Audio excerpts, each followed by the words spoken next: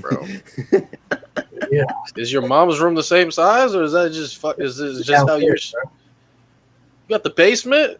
It's the whole downstairs. So Oh There's hell the no, whole bro! This man got downstairs, the man. whole basement to himself, bro. Is your mom Batman?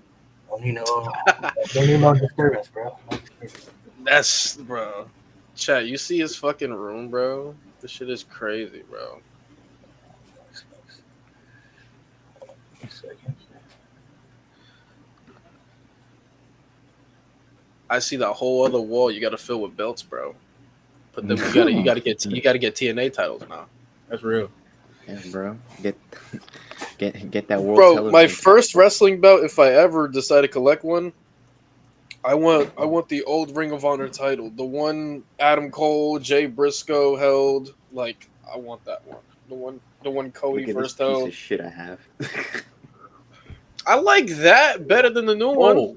I didn't know That they is made. better than- Well, UFC title, yeah, that old UFC title is fire. Yeah, this is tough. That's crazy. All right, what's going on, chat? I realized I didn't have the channel connected to my thing. That's my fault, y'all. So we have so many people in the chat.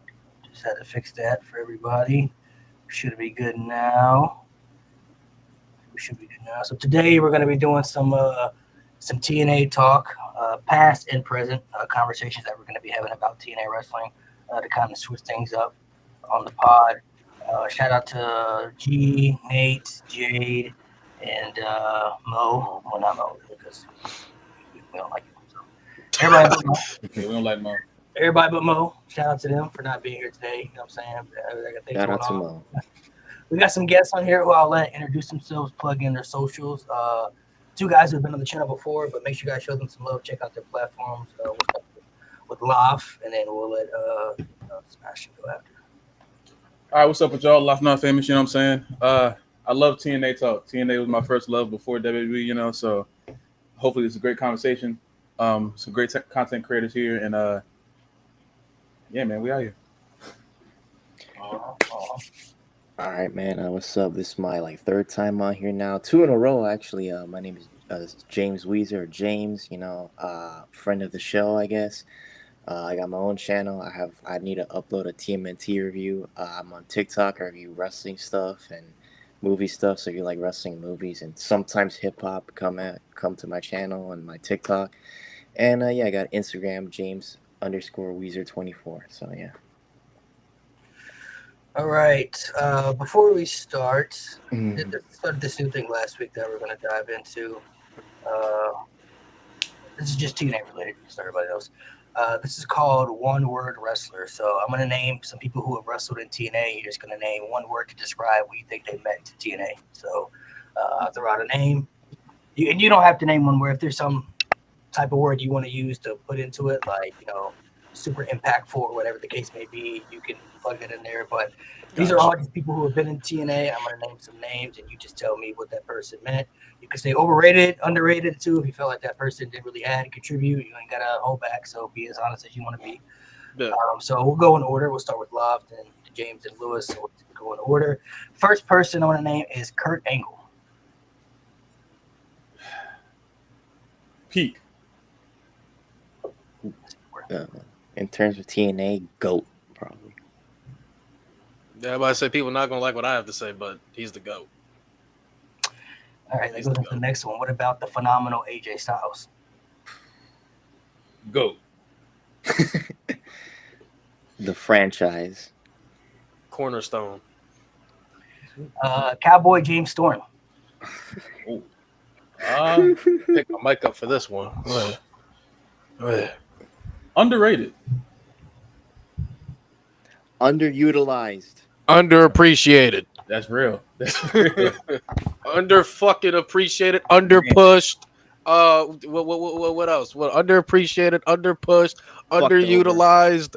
What else? Disrespected. A bunch of Disrespected. How the fuck you beat Crimson? Takeaway's undefeated streak, and you don't beat Bobby Roode at Nashville. We'll get to that. You know what? We'll get to that. Next person. What about Abyss? Oh,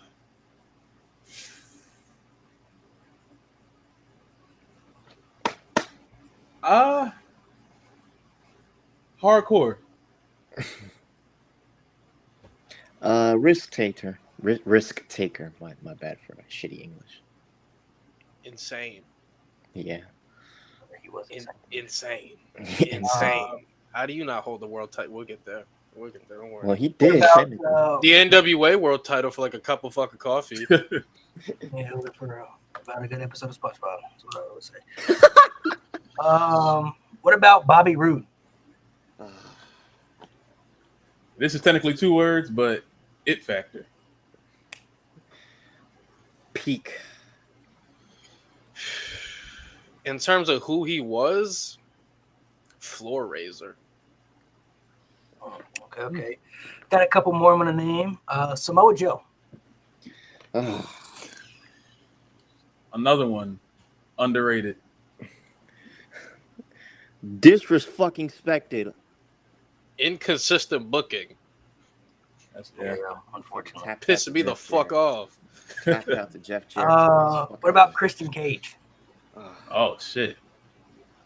I keep saying underrated for these people, but like fuck. I'm gonna say legend. Finally treated with fucking respect. What can I say about Christian? This is my guy, you know what I'm saying? What can I say? Oh no. I'll finally say main eventer. Trailblazer, yeah, DJ. Trailblazer. That's a good one. What about Moose?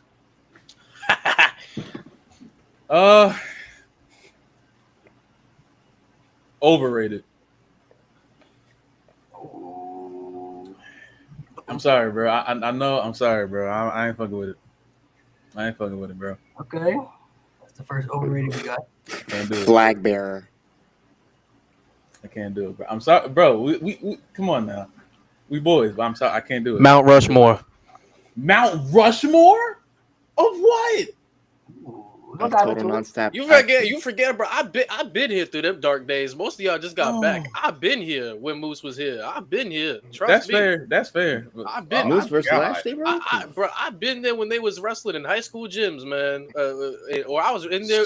I was in there when they had Bound for Glory in India when they couldn't go to other places. I was there.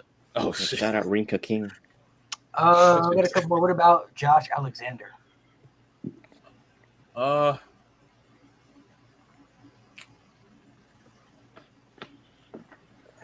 I'll say Cornerstone. Another flag bearer. Babyface. Jeff Hardy. Oh man. Go again. You know what I'm saying? What can I say about Jeff Hardy and TNA? Say a lot. Great peak. Popularity. What about Sting? Leader. Franchise player also. I'm with you on leader. 100% a leader. Veteran. Yeah. We got 2 more. Bobby Lashley. Almighty. Bob Lashley. Yet another peak, man. Beat down Clan. Oh yeah. Dominance. The last one I figured would be the most interesting. Good old Double J, Jeff Jarrett. What can we say about Jeff? Oh God. His highs were incredibly high. His lows were Vince McMahon low. The Double J Double MA challenge. Man. That shit was funny. I'm gonna say King of the Mountain still one of the worst match types I've ever seen, bro. Reverse. Why would I want to hang the belt? Why can't I just take the belt? I have it right here. Yeah. I'm gonna take the high road and say Founder. Okay.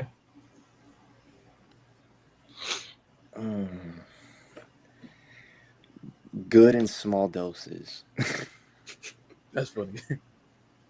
At his peak, Star Maker. At his low, though. That is low. Lashley sisters. Ooh, God. Lashley took That is that Pete low? Starmaker. Lashley's sister, that's his fucking low, bro. His Lashley's, was low. bro, have you seen Global Force Wrestling? Let me check. Yeah. Bro. Let me Yeah. check. Alberto El Patron. Oh, brother. That was it. That Bro, was he made, checked bro. out. We'll get there. But when he, bro, when, nah, He- man, we'll get Star there. Maker. Man. Listen, your name is Monty Brown. I want you to, if you want, for people who may not be too familiar with newer stuff, you had Moose on the Mount Rushmore. So I don't know Yes. if you want to break it down why he's on your Mount Rushmore for people who may not know, because I feel like most people think of TNA, they're gonna think of the old TNA. Most people didn't watch through the bad years, but you stuck through it, so you Yeah. have a right to the opinion. Yeah. So you know me. I do this with Power Ranger fans. I do it with sports fans. Sports and Power Rangers didn't stop when you stopped fucking watching. It kept fucking going. So unfortunately, some of your favorites, they're gonna get passed up. The reason I have Moose is Moose was the consistent biggest babyface through the dark periods of TNA. Like I said, I'm talking about when they were in India and they couldn't get a fucking TV deal nowhere else, and they had to stay in India, and they're doing the biggest pay-per-views in India. I was watching when they were doing their shits in high school gyms and shit like that. Like Moose, when he turned heel, when there was another big baby face that needed to rise up and needed to be built up to be the big baby face in the company, they were built up by Moose. Most of the time they were built up by Moose. But Moose is a baby face. When there needed to be a big bad heel to take over to be number one in the company, they were built up by Moose. Then when we get into title reigns, every single title that he's held in any time frame was uplifted by Moose. So we're talking about the Impact Grand Championship. That championship didn't last for too long, but it meant something when Moose held it. Moose held that fake-ass TNA world title when he unified it with Rich Swann. And how did Rich Swann get elevated? Because he beat Moose. Then Moose held the Impact World Championship. We know how that ended. Josh Alexander, think y'all know him, built up by Moose. We look at the TNA World Championship. He simultaneously helped build up Nick Nemeth and Joe Hendry, who are the two biggest stars currently right now in TNA. Everybody that touched Moose got elevated to this insane standard. I like to say, I'm trying to use this loosely. I like to say in a way he's like Shawn Michaels. Anybody that got in the ring with prime Shawn Michaels was elevated to a standard that they never went back down. And that's the same with Moose. Everybody got better. And anybody who left TNA got bigger contracts after they fucking feuded with Moose. Everybody got their first main event programming with Moose. And on top of that, Moose has consistently been this main event guy, whether he's a babyface or whether he's a heel. And he's consistently putting on these amazing matches and these amazing stories. Mostly everybody in current gen TNA or Impact Wrestling is connected to Moose some way, shape, or form. Just like so many people in the Ruthless Aggression era, some way, shape, or form was connected to a guy like Shawn Michaels.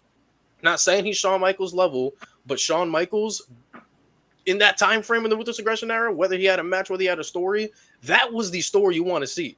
And that's the thing with Moose. Moose, like, that was the story you want to see. Whether Moose was feuding with Josh Alexander, whether Moose was feuding with Nick Nemeth, whether Moose was feuding with Alex Shelley, whether he was feuding with Rich Swann, everybody, some way, shape, or form, became way better after getting out of a feud with Moose.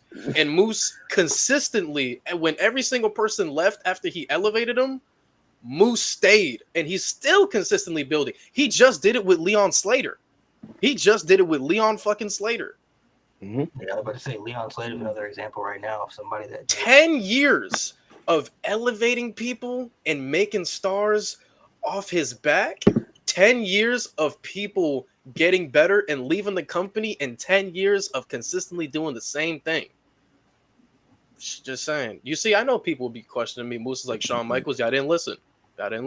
Biggest example, or one of the bigger examples I remember, because I would watch. I never really stopped watching. I would just watch in and out a lot. But like what I remember is like when Drew Galloway beat him for the Impact World Title. That was like getting him ready for the world title that Drew Galloway eventually won. So that's just one example, you know. So if Moose is on your Mount Rushmore, who was the other three spots?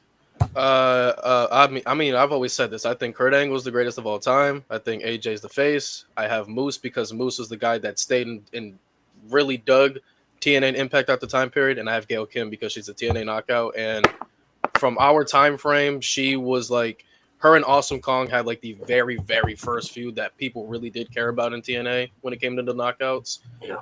And that's still a feud we talk about. And yeah, I think she's the GOAT knockout. But over time, she could be taken up by like Jordan Grace. Deanna was really close of overtaking her, but okay.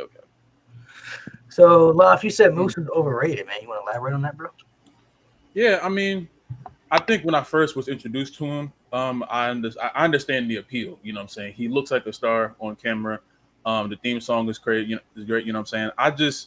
I've never seen the star quality in him. Now, a lot of things that Lewis explained, I had no idea about. So he does make a very good case for him being on Mount Rushmore. Although he's not on mine, I think mine is more like a retro kind of thing. As far as like current TNA, when Moose was doing this thing, I stopped watching.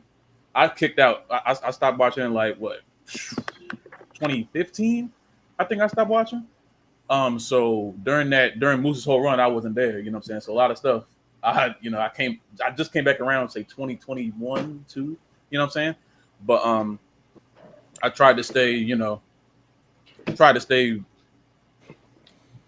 up to date with what was going on. But no, I don't see Moose on the level as other people that I have on my Mount Rushmore. Obviously he's done a lot of very good for the company, but he ain't up there with my goats. I'm sorry, it's just I don't see it. It's a different assessment for you. You haven't seen him as much as Lewis has, so there's different context and different views of how. Yeah, I was there when LAX was the face of the company, gang.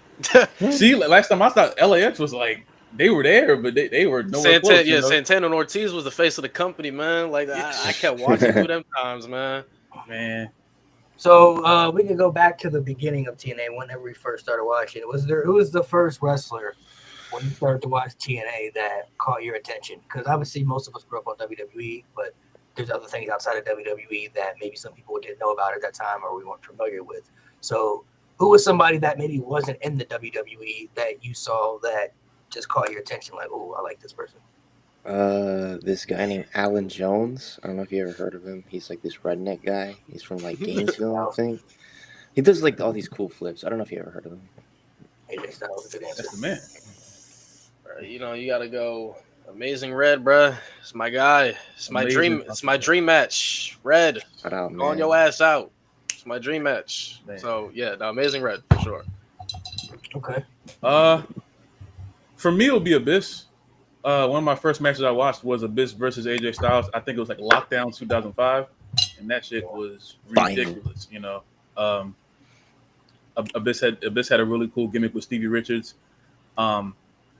I think Abyss was like one of those people like he always got the Kane comparisons because they all had fire and chokeslam. But they're two totally different like characters, but I understand the similarities. But poorly booked. Definitely Abyss. Yeah, for real. But Abyss was out there like putting his body on the line. Crazy, bro. They had this man losing X Division title matches to Brian Kendrick, bro. Man, Kane was kind of like that in WWE too. Like Kane would have a good peak and then he'd just be losing to everybody, bro. Like, everybody. For me, I would say there's two that stick out. Samoa Joe is one of them. He's another one. Yeah, Samoa Joe and Kurt Angle feud definitely caught my attention, and then the other one would be Chris Sabin. Those are two that definitely stood out to me. But this is when Chris Sabin was in the X Division though, before he went to the tag team stuff. Paparazzi Productions. When he was doing the X Division stuff, he was somebody that I was like, "Ooh, that guy, he tough. I like him." So, I would say those two for sure. I mean, there's some other ones like LAX, Homicide Hernandez. Somebody mentioned I did like them a lot when they were together. That's somebody that definitely stood out for me when I first started watching. Christopher Daniels, somebody also stood out. I did like him a lot. So there's different varieties of different people. I mainly got into TNA though when Kurt Angle went there. I knew about it before then, but I wasn't paying attention to it until because Kurt Angle was one of my all-time favorites. So when he wasn't in WWE, I was kind of confused like where he was. And then my uncle is the one who got me into wrestling, and he around that time he was watching TNA more than WWE. So he was telling me about TNA for a minute, and then he had told me Kurt Angle was like, "Your boy, he over here now." I said, "Oh, I gotta take that shit out." Then Kurt Angle's there. It's got to be serious. I got to see what this is about. So, and then I kept watching all the way through, pretty much until around like 2013, 2014 ish. That's when I kind of dabbled out a bit. He said Kurt Angle. He said, "Oh, it's serious. It's serious." I'm like, Kurt Angle? And Kurt was doing whatever they asked him to do. Now, I respect that. They whatever they wanted Kurt to do, he did it, and he did it well. Bro, Like, he spent an entire episode of Impact in like literally Speedo. That shit was funny as shit, bro. Yeah, Bro, do you know the story how they could have had Brock Lesnar? Yeah, I've heard of that. Yeah. Hey, Brock basically wanted the same contract as Kurt Angle, and they didn't want to give it to him. So that would have changed a I lot. don't know what. So I'll put myself in debt for them a couple months. Like, oh yeah, come on, Brock. Come on, Brock. I don't Come know. on, Brock. I'm not exactly sure what year this would have been exactly, but I'm sure it'd have been prime TNA. So you got to think if they were able to get Brock Lesnar, and you got to also remember TNA doesn't have the crazy WWE type of schedule, so they don't have to travel as much and work as much dates. So they might have been able to get Brock Lesnar like a full-time TNA deal, showing up to TVs and everything with guys like Kurt Angle, AJ Styles, James Storm and Bobby Roode and all the other people they had on the roster at that time. I'm like, bro, what? And then they bring in Hulk Hogan. You know what I'm saying? Eric Bischoff. Like, what are we doing, bro? Like, Oh my god. That's where the decline started. That's where it went I had down. Brock Lesnar, but bring in those people. That was the nosedive. I remember Oh, that man. first show when he came out and they were like, and Hogan cut that promo just talking about how he was trying to make This was 09. this Monday Night Raw light. He got rid of the 6 sides, made it the four-sided ring like all the other rings, Yeah. And once you got rid of the octagon ring, once you get rid of that, TNA was dead. That was the first nail in the coffin. Yeah, it was That was one of the things that made it original. When you first, Yeah, for me, when I first watched TNA, the first thing that caught my eye was before the wrestlers. I'm like, the ring. this ring. You know what I'm saying? It didn't make any sense, So like everything that made TNA what it was, Hogan stripped away immediately. So I will say, X Division wasn't the same either. they're taking Yeah. away the 6-sided ring. Sucked, but it was good for the wrestlers because they all talked about how shitty it was to wrestle in that ring. But it was That's fair. Yeah. good for the wrestlers' bodies. I didn't mind that. I didn't even mind the beginning of when they were there because I still believe the Aces and Eights storyline is one of the greatest stories they ever told. That shit was I agree. like That that. was like 3 years later. That storyline was like really, really good during that time frame. But then after that story ended, that's when things really kind of started to change with the whole AJ stuff. And then when he left, I'm kind of thinking like, oh, like they lost AJ Styles. Something going on, bro. Like you can't lose somebody like AJ Styles. So that's when I kind of started to dabble out with it a little bit, and things started to change. You could just tell things in the environment were starting to change too, just based off how the arenas were looking and how things were set up and stuff. It kind of the vibes starting to get a little bit different around I think 2012, 2013ish. Mm-hmm. Even like Impact Wrestling, like right, I think that was probably like 2013, 2014, like when they turned from red to blue. That era was still really, really good for me. That like a lot of the like Bound for Glory series, Yeah, like 2012, 2013 was still that was cool. Yeah. It was still, you could tell the shift was happening though, like something was changing. And that even though it was still good, things were changing. And now I don't know when the bad year started. I'm thinking 2014 probably up is when it started to get like. Well, 2010 was dog shit. I'm not gonna lie, but them motherfuckers had Val Venus and Jeff Jarrett in a bathroom fight. Bro, speaking of Jeff Jarrett's brawls, bro, him and Kurt is the funniest parking lot brawl I've ever seen, bro. The first thing Jeff Jarrett tries to do is double leg Kurt Angle. Yeah, you stupid as fuck, bro. You deserve. Got his ass whooped, boy. He got his ass whooped, man. Sent to Mexico, bro. Broken Matt Hardy. See the broken Matt Hardy thing. I knew about that because how popular it was. I watched it wasn't TNA, but I knew he was doing something over there that was like changing everything. Like he's not standing out. Bro, Jeff was so popular, it got Matt a world title. That's literally what it was. Jeff was so popular, he got Matt a world title. Because in that storyline, Jeff Hardy ended up becoming EC3's personal assistant because Matt Hardy lost a match to EC3 for the world title. Right. And then it transitioned to Matt Hardy in the main event of Bound for Glory with Drew Galloway.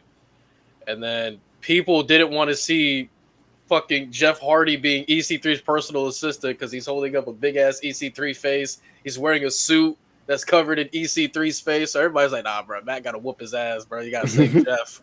That's what happened. He ended up saving Jeff from being his personal assistant, bro. He got a world title. Look at Jeff, man. Elevated people without wrestling, bro. He's Mount Rushmore. I made a TikTok and I put Jeff on my Mount Rushmore. I don't think it's crazy. I don't think He's he's not mad at me. crazy. I don't think he's you could argue after Kurt he's like the biggest draw they had. You know? Thing. Yeah, it's not crazy. Jeff Like is on my TNA not Rushmore for the simple fact I think during 2010 to like 2013, he was one of the big reasons I think people were watching. He was the face. People don't want to hear it. He was over AJ. He was the face. He was the face in that time. Even through his He was the face. Yeah, AJ was Ric Flair's bitch. We're not moved. even through his bad times when he would screw up and stuff, he always managed to come back and gain the fans' support again, and they always trusted him to still be in a top position. So that's something WWE never did. Once Jeff kept screwing up, they were hesitant on like, oh, we don't know if we want to put him up there because he keeps showing the same type of consistent pattern. TNA had enough trust in Jeff Hardy, like, all right, he continues to do things, but he makes up for it. He'll do better, and then he'll make up for it. And the people still obviously like him, like they still support him. AJ was fucking on Claire. Like I'm not fucking. for him, but- That's why I partially Rest have in always peace. Rest in blamed. peace. Oh yeah, she passed away a few months ago. She did. Yeah, she passed away a few months ago. Yeah. She was crazy. Oh, rest in peace. I'm sorry. But that was something like I partially always blamed WWE for because like you send him to a different company, he goes to TNA, and like even though he's still going through the same shit he was going through, especially with that, everyone knows the Victory Road situation. Yeah. Time and time again he would win tournaments. Time and time again they'll put him back winning world championships and tag team championships. If they just let him go, he would have been an even bigger star in WWE, and then the whole TNA stuff probably wouldn't have even happened. A lot of people don't remember TNA was the beginning. A lot of people think he started off in WWE. He started off in TNA, and then you had, very very early he started going back and forth. But Jeff was consistent in just every time TNA asked him to just do this, he always did it. Even when he fucked up, even when he made his mistakes, they always gave him the ball back, and he always scored again.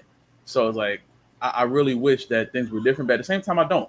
Because a lot of the greatest moments in my wrestling history, like the Jeff Hardy heel turn before John Cena's heel turn that we just saw, that was the my Jeff Hardy like, heel turn to Bound for Glory. Oh man, That was crazy. now the Immortal storyline wasn't very good after that. It got kind of weird after that. I don't think it was.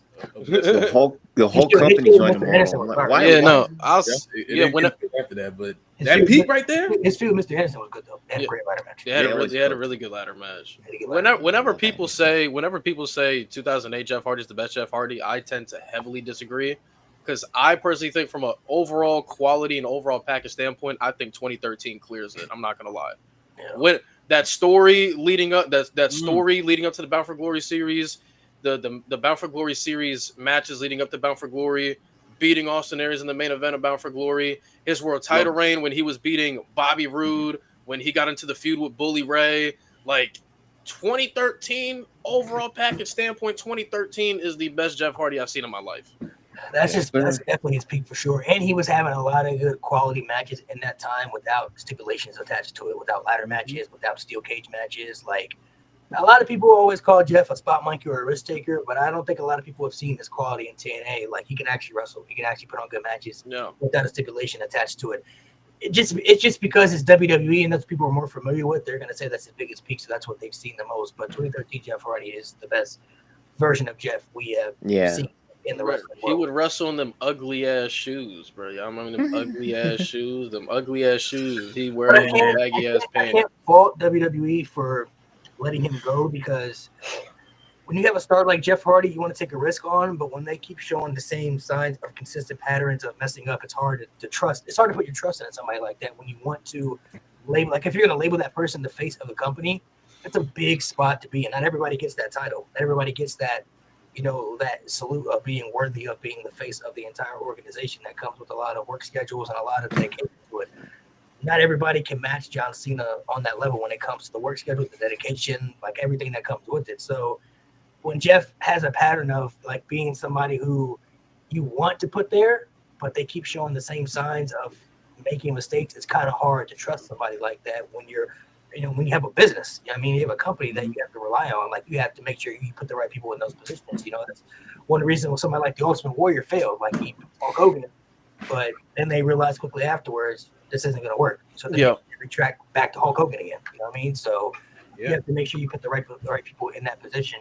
RVD was wasted in TNA. No, the fuck he was not. They fucking protected that motherfucker. All he did was win. He didn't know how to lose. That motherfucker RVD has a lot of wins, bro. TNA, a lot of wins. He's the one. We saw the thing. He's bro. the most winning TNA RVD No is job, so bro. protected. He beat AJ for the world title on television. Who would you say? Who would you say are the top 3 superstars that transform from WWE over to TNA?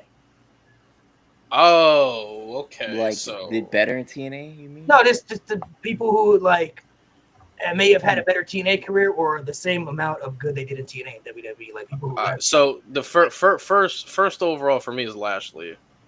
Yeah. I'll go. Oh no. Let me. First overall is Kurt. Sorry. Second, Lashley. Lashley, bro. That image, bro. The image of holding every single championship, bro, is fucking ridiculous. But also like a lot of good he did. Like obviously the Beatdown Clan, and then the feud with MVP, the trilogy with Bobby Roode is one of the greatest trilogies of all time. He was responsible for helping make Eddie Edwards into a main event star in TNA because Eddie Edwards was already a main event star in Ring of Honor, but took Eddie Edwards a little bit to get his footing in TNA.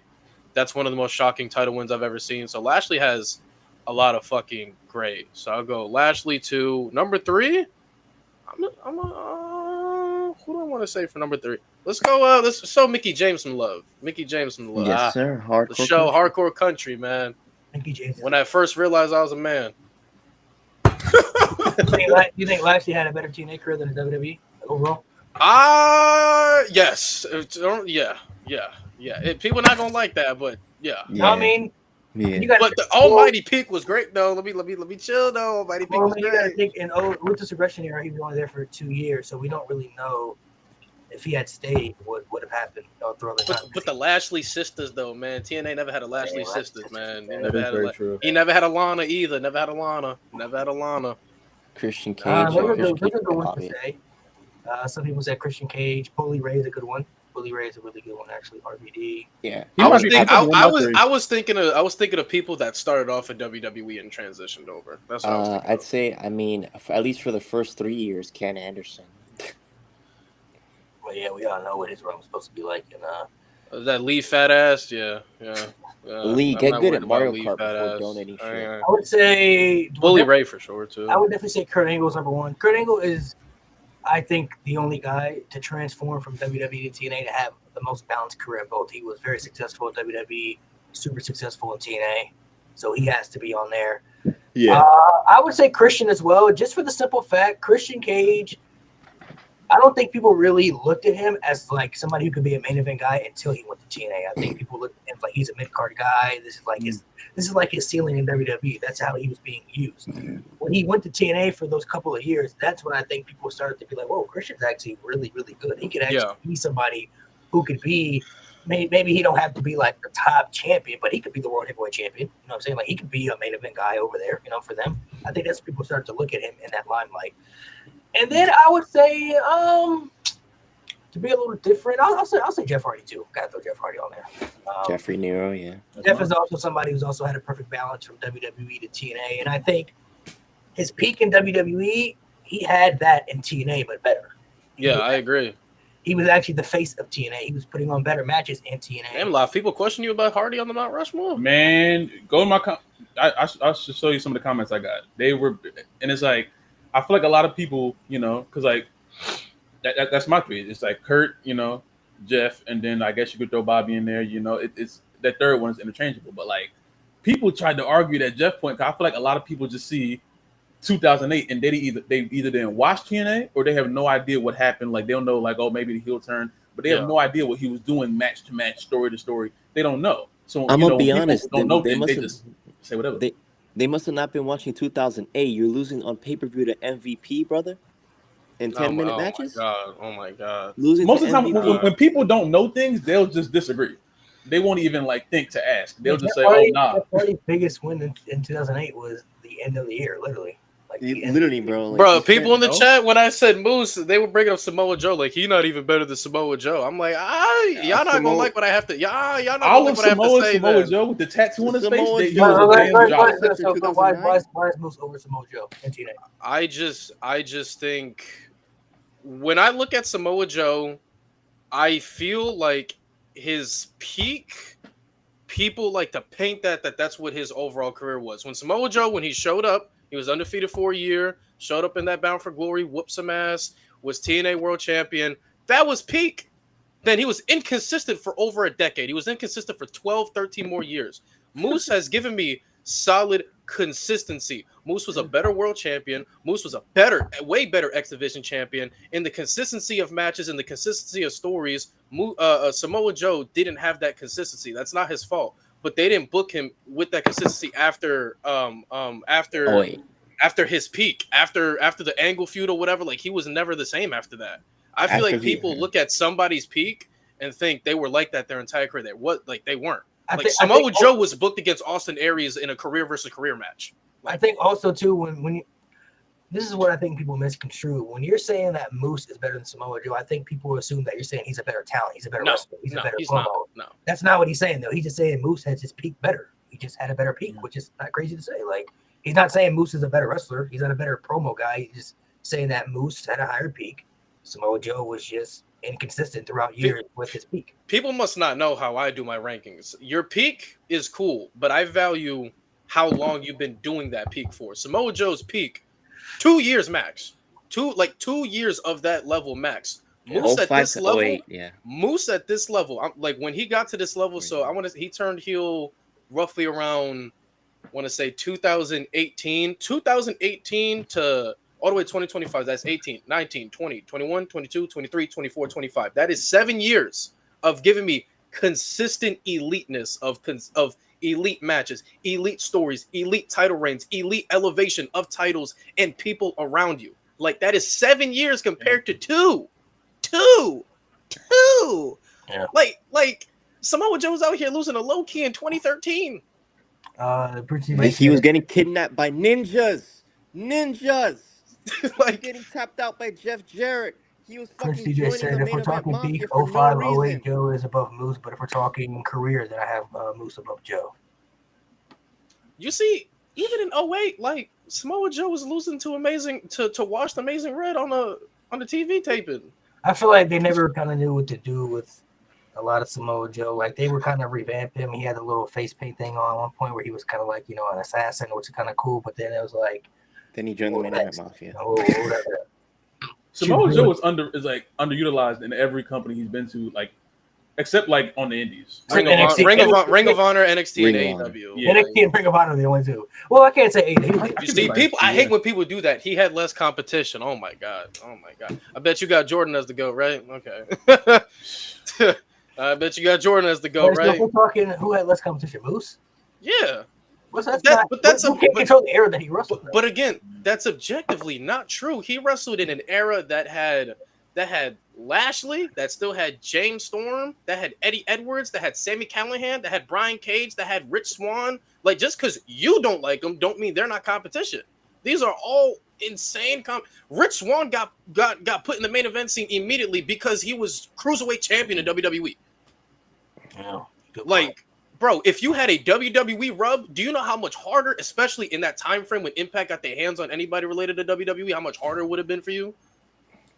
Real shit. Nah, think about it. There's a lot of people who, like, they got grandfathered in, They looked good from their resume over there, and then they're like, all right, let's put the belt on them. It's kind of what AEW started to do. I don't like the eras argument of the competition, bro. Nobody can control what eras they're in, when they're born, when they play basketball, football, whenever they wrestle. Like, nobody can control that. You just end the era you're in based off when you were born. So that's not in anybody's control. Like, nobody can control. If people started getting into WWE, like, the Usos came in 2010, right? They couldn't control the tag team division. Was so ass at that time. Like, that's just the time frame they came. They couldn't help that they were dog walking the New Age Outlaws. They have control over. Like, they don't have control over the eras that they're from. Competition definitely can make you better. Like, as far as peak wise, when you're facing better competition, But like, again, that goes to the eras where nobody can control the eras that you're from. You just have to go off based off what you go off. And wrestling is always going to be highs and lows. That's with every company. WWE's had its highs and lows. TNA's had its high and lows. AEW's had its high and lows. Ring of Honor's had its high and lows. New Japan had its high and lows. Like, every company you could think of is going to have a crazy peak, a low, a middle ground, another high, another low. Like, that happens with every company. Yeah, era talk for wrestling is stupid because I don't see y'all taxing Bruno Sammartino for wrestling in a cage match with Larry Sabisco and shit. I do. Fuck. He if anything, he deserves props for carrying that bum to a good match. Fuck you, Larry. You see, they said Jordan's the GOAT, but objectively, his competition is not better than Bron, so I don't want to hear that. You know what I'm saying? Objectively, I got Jordan as the GOAT too, but we not gonna do that. We not gonna do that. Yeah, Eris doesn't make any sense to me. That's why it's funny. Speaking of Larry Sabisco, him versus Raven is a dog shit feud. Oh my God! I wanted to talk to you about something. So, do you remember Jenna versus Sharmell? Oh my God! That paper is I watched that the other day. I was watching like a documentary about something. I watched that the other just to see it, bro. If y'all never seen that match before, just don't watch it. No, you guys. I think everybody should. You gotta see it. I think everybody should. It's so bad, you gotta see it. Is that one of the top 3 worst matches you've ever seen? That's top 1. That's the worst paper. Is it that's the one of the worst? I've never seen All right, so in terms of worst, like, what do you mean? Because there's some matches that I just hate. Okay, like Braun Strowman and Roman Reigns inside Hell in a Cell, I hate with my life, bro. Like, okay, as far as worst match, I'm talking about worst match either based off of booking or like there's no good quality in this match. It is probably top 3. Because, like, she won with a lap dance to the face, bro. If someone could give me 2 matches better than that, you got it. But I've never seen a match worse. No, I'd rather watch Cole and Lawler. I'd rather watch Cole and Lawler. Cole and Lawler was better. Cole and Lawler was absolutely better. I watched. No, I can't say that. Cole and Lawler was like 30 minutes. I can't give you that. Yeah, Cole and Lawler was 30-minute match, bro. But you had Stone Cold there, so look at him. You know what I'm saying? I would say the top 3 worst matches I've ever seen. Number one for me. I don't care what anybody says. It will forever be the Fiend and Seth Rollins. I would never have anything good to say about that match. It's a bad ending. It's a fuck. It would never make sense. You can't. There's nothing. I hate the red lights. I can't see shit. You got the red light. The red lights with the red cage, bro. The match quality wasn't even great, and then the ending. I don't understand the ending. It doesn't make any sense. It'll never. Your red cage era, bro. Hey, I told you though. I know it's a T-Day. I told you though. I can understand the ref thinking we're going too far with a pile of metal and a sledgehammer slamming down on somebody's face. I understand that. I'll never understand how we ending a match because Brock Lesnar F5s both Roman Reigns and Braun Strowman. They said, nah, they can't continue. What the fuck? I just called Miss me with that bullshit, man. The thing is, okay, so both were bad actually. They both were good. Both are trash. But with the sledgehammer and what Seth Rollins did with the sledgehammer, he's allowed to do that. It's Hell in a Cell. Yeah, I'm with you. Did you not see Mick Foley like die in a Hell in a Cell one time? He went through the ring. He got thrown off the cell and then chokeslammed through the cell and literally wrestled 10, 15 more minutes with him. He had a tooth through his nose. I did that, bro. My entire childhood, I thought it was a booger. Not even, and what makes it even crazier, he came back out later that night for the main event. He had to come back out for the main event after he almost died in a match. It's the love of the game. Mick Foley, man. We have to stop Fiend and Seth Rollins because the Fiend Mick Foley and got hit with his lightsaber. And then he, at the end, remember when he revived himself and then they had the fake blood and so, oh my god, it was just so. Bro, this shit is trash. But the Sharmell match definitely is up there for sure. She won with a lap dance, bro. It's the way she was doing it too. She put her hands like this, and then she was wiggling them hips like this. That finish is worse than I would say that's definitely TNA's worst match. Bro, take it with a grain of salt. That entire pay-per-view sucks. Bro. Yeah, No Surrender was pretty. The main event is Kurt Angle, Mick Foley in a straight-up wrestling match. Bro, if you look on Wikipedia and the quotes, bro, like take it with a grain of salt. We don't give a fuck about Dave Meltzer, but bro, like that motherfucker says that's the worst match I've ever seen in my life. It's the worst match. There's no story. There's no like reasoning for it. They're just in there. Bro, that was a pay-per-view match, bro. It was a pay-per-view match, man. Not a single good match. So what I wanted to ask is, what's a TNA match that people wouldn't think that happened but did happen? For me, I always say I feel like there's a lot of people that didn't know AJ Styles and Tommy Dreamer had a feud, and they had an I Quit match that was really fucking good. With the fork? Yeah, with the fork, yeah. Like people like AJ and Tommy Dreamer, that match, that I Quit match, that was some shit. Like AJ was gouging that shit in there, man. That was fucking crazy. That's a good one. I like that. Mick Foley versus Abyss. Shit. The Mankind knockoff versus original Mankind. Shit was crazy. Foley was still doing crazy shit, man. If I told someone that, bro, if I told someone that Amazing Red fought like a Goldberg version of himself, I don't think people would understand. Like, what like talk about Crimson? Yeah, top 5 theme song, by the way. Top 5 theme song. That's real. Crimson, man. They tried to make a Goldberg, Any but just Robbie looks match. just like Amazing Red. I mean, like I think Crimson was cool when he first came out. I was like, oh, this guy's crazy, you know. And then I think it was a Samoa Joe feud. I think that's where they lost me. Towards I think. ACL. I'm Towards not gonna lie to you, I ACL. was never into Crimson like that though. Really? I was a finisher was big fire. Crimson His fan. finisher was crazy. You know how I His finisher was he nuts. really used. There were two people that I honestly really liked in TNA that didn't get utilized well. Desmond Wolfe, who's Nigel McGuinness. I did like Desmond Wolfe a lot, and Matt Morgan, bro. I swear I Bro, thought Matt Morgan you was talk about great. somebody The with no blueprint. legs. You talk about somebody with no legs, bro. Is Matt Morgan. No bro. I remember the That Batista Carmen zero Porter, comparisons. that Carmen They tried to compare him to Batista when he first came out. I never forgot about that. I never forgot about that. They crazy on that. They crazy on that. They tried it. They tweak it. They tweak it. Bro, They every really time tried Matt it. Morgan was going to get that push, bro, he would always like Bro, tear a I was quad, never- tear an ACL. I'm like, I'll bro, never man, say that, it gets to a point, bro. We got to stop. Oh Carmen my Porter god. better than the Broken. He was Carmen tag team Fulton champion was- with Crimson, I think. Wasn't For a it little bit. Crimson and then Hernandez beat his ass? Like, Yeah.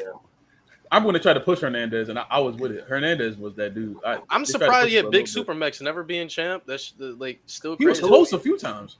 Who's somebody in TNA that you didn't like?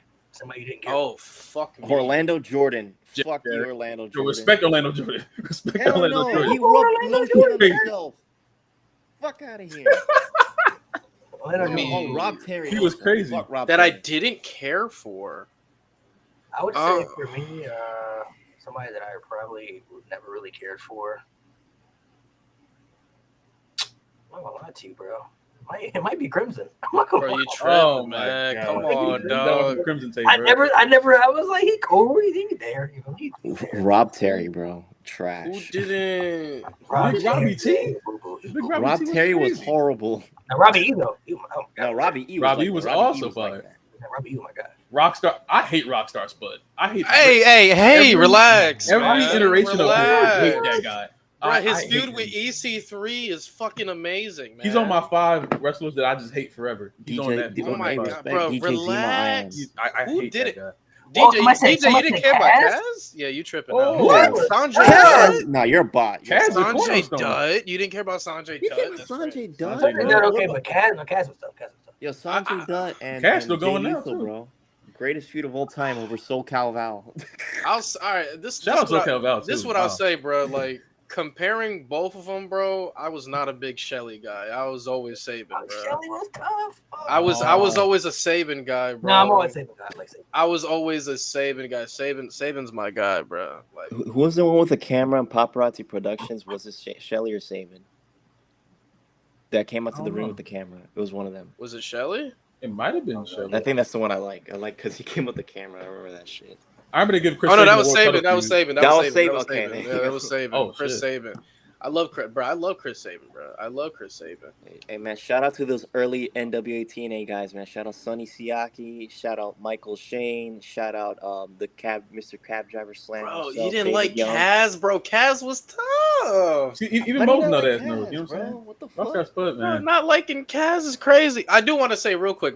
I did want to. I meant to ask Malik, but I want to give somebody their flowers. They just retired. Sammy Callahan, my man, just retired. He's calling an end to a 20-year career. If you guys don't know, because again, some of y'all stopped watching, but TNA didn't stop. If you guys don't know, Sammy Callahan was insanely crucial. Like he was insanely instrumental to the current success of TNA we have today. The way how I talk about Moose, the way I talk about Josh Alexander, the way I talk about Eddie Edwards, he is absolutely in that. Like he's in that circle. He's in that core circle.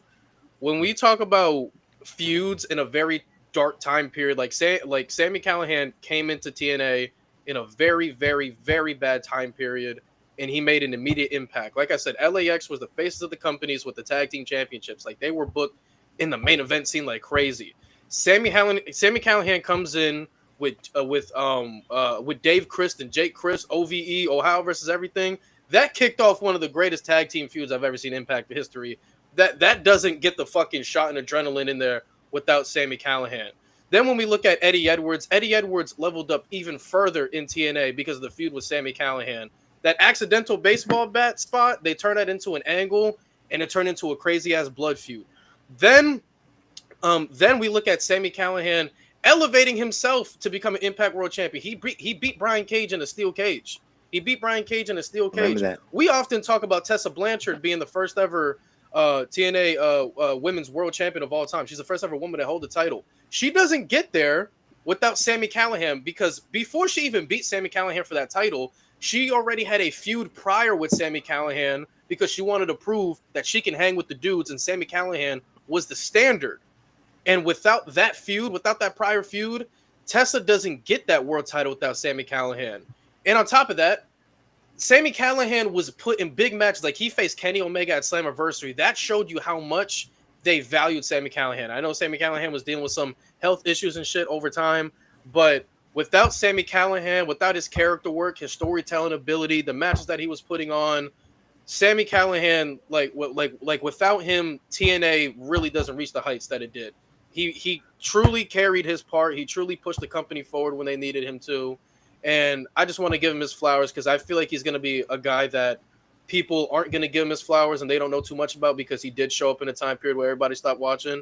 But when I tell you this man put his heart and soul into TNA, he is one of those guys you can say is the heart and soul. Like, he's one of the guys you can consider heart and soul. He loved this company.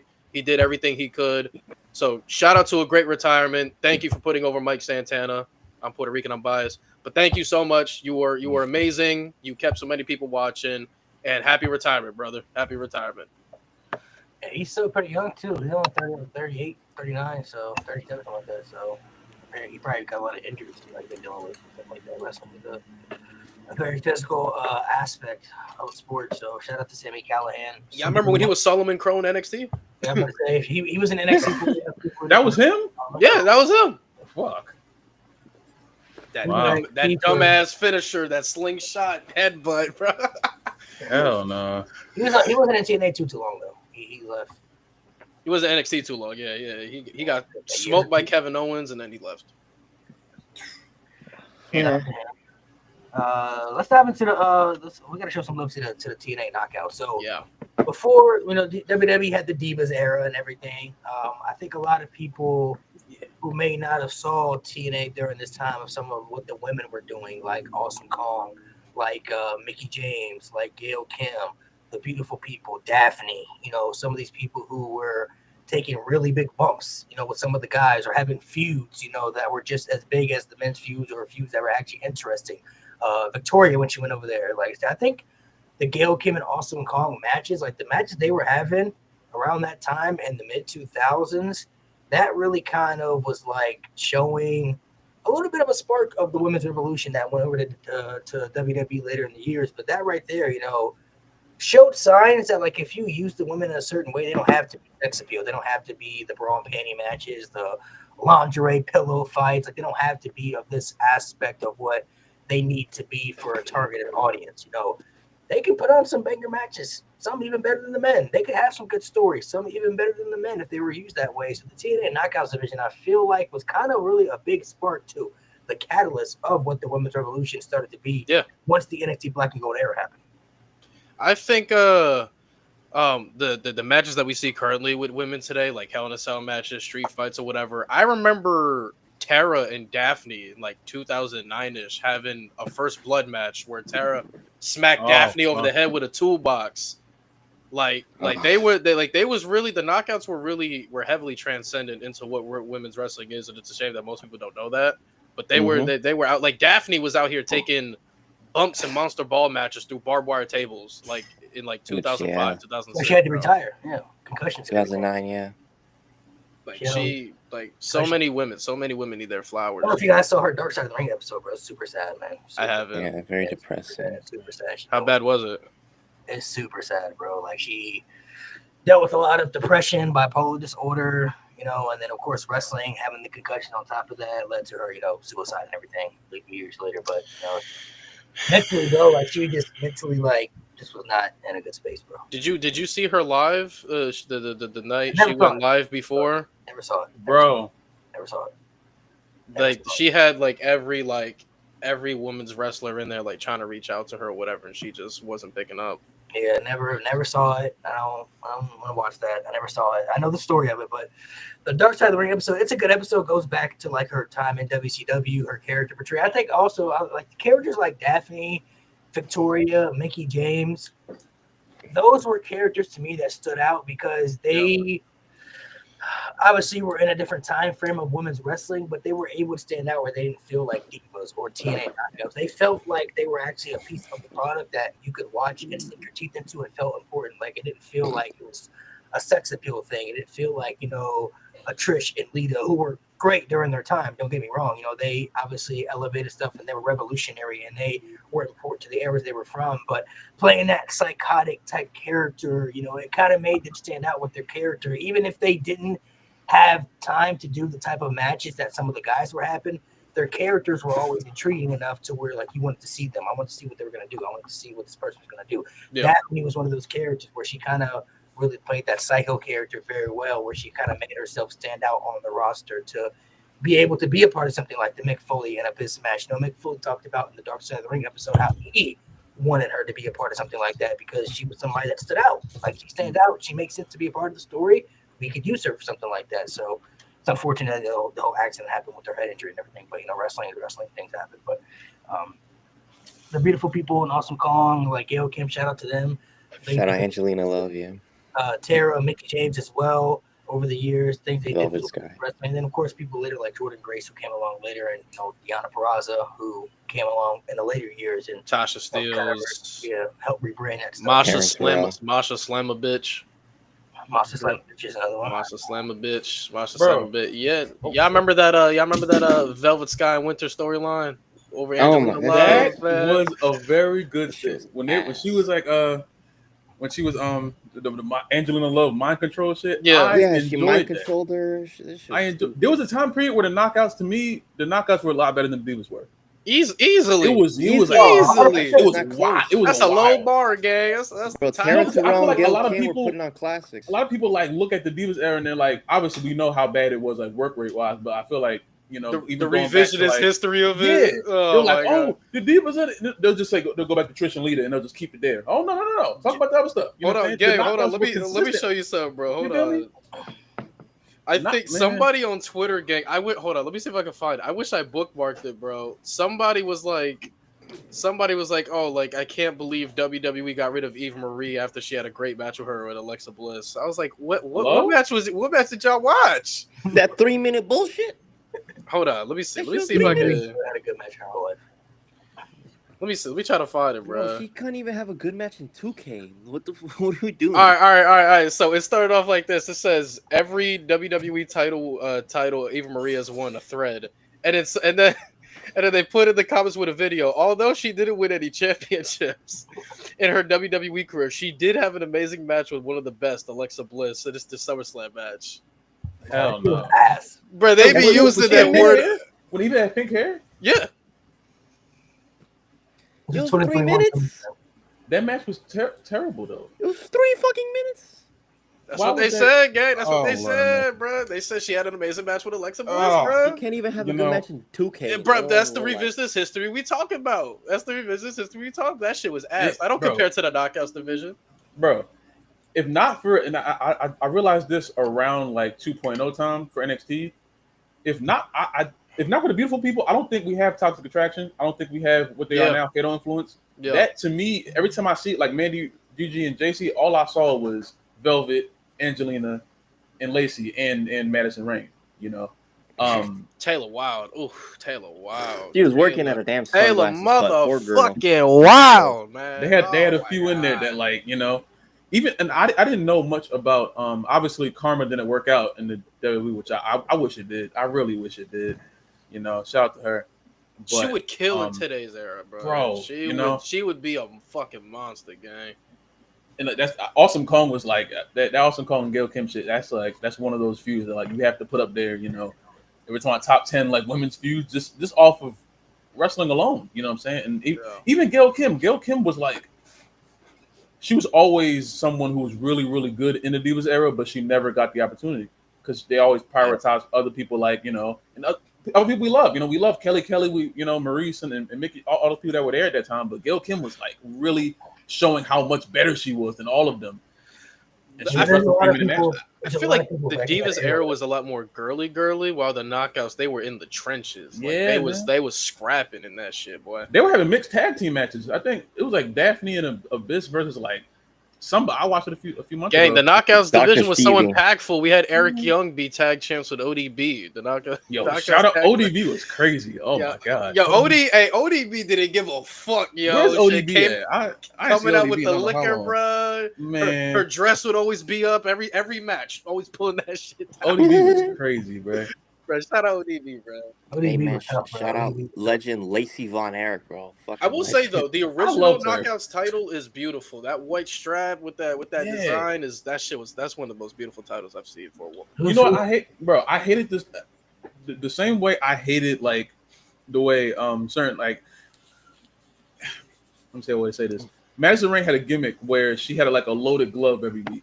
You talk about she was being I the used to princess. hate that shit. That's like I hate when obviously heels they cheat to win, but some shit is like egregious. I hated that loaded glove shit. That was like You see, your reason for hating Madison Rain, bro. I have a different reason, bro. I always knew I had to turn the TV turn the TV down whenever I see a Madison Rain match because the way she would scream, dog. What like if you would have heard it outside the crib, you would probably call 911 on me. The way she would scream, you would probably call the cops on me. Like who's in here? Like not gang. It's just Madison Rain just getting Irish whipped. Like she would scream like crazy. she had to show the move. Like she had to went sell to the the movement. yeah. said, bro, what the fuck going on? She went to the Mike Sharp School of Wrestling. Who's you guys' top Scream, 3 TNA so- knockouts all time? Velvet Sky. No, I'm playing. Yeah, cook. Lacey Von Erich. Oh shit. All right, so top 3, legit top 3. Obviously, I got Gail Kim, and not gonna lie, I think the other 2 got to be Jordan and Deanna for me. Jordan and Deanna. Now, if we talk about best looking, different, but that'd probably be my top 3 knockouts for sure. No, I don't want to discredit Mickey James and Yeah, who you gotta Tara get rid of one, either. though? Yeah, I got. Yeah, no, but like I said, that would be my top 3 no. though. Gail, Jordan, and Deanna for sure. I got Mickey Velvet and Jordan. It's lit. I got Mickey Velvet and Jordan. I wasn't a big Mickey Deanna Velvet, Purrazzo, Jordan? Okay. but Deanna Purrazzo, I didn't. I kind of see. I tried to see what they were doing once she showed up in AEW, and like I tried to watch what she was doing back then. Very good. I just can't really gravitate to her. Yeah. Nothing against her, you know what I'm saying? But I would say those 3, yeah. I would say for me, mine would be a little bit different too. I'm gonna say Jordan. I'm gonna say Mickey.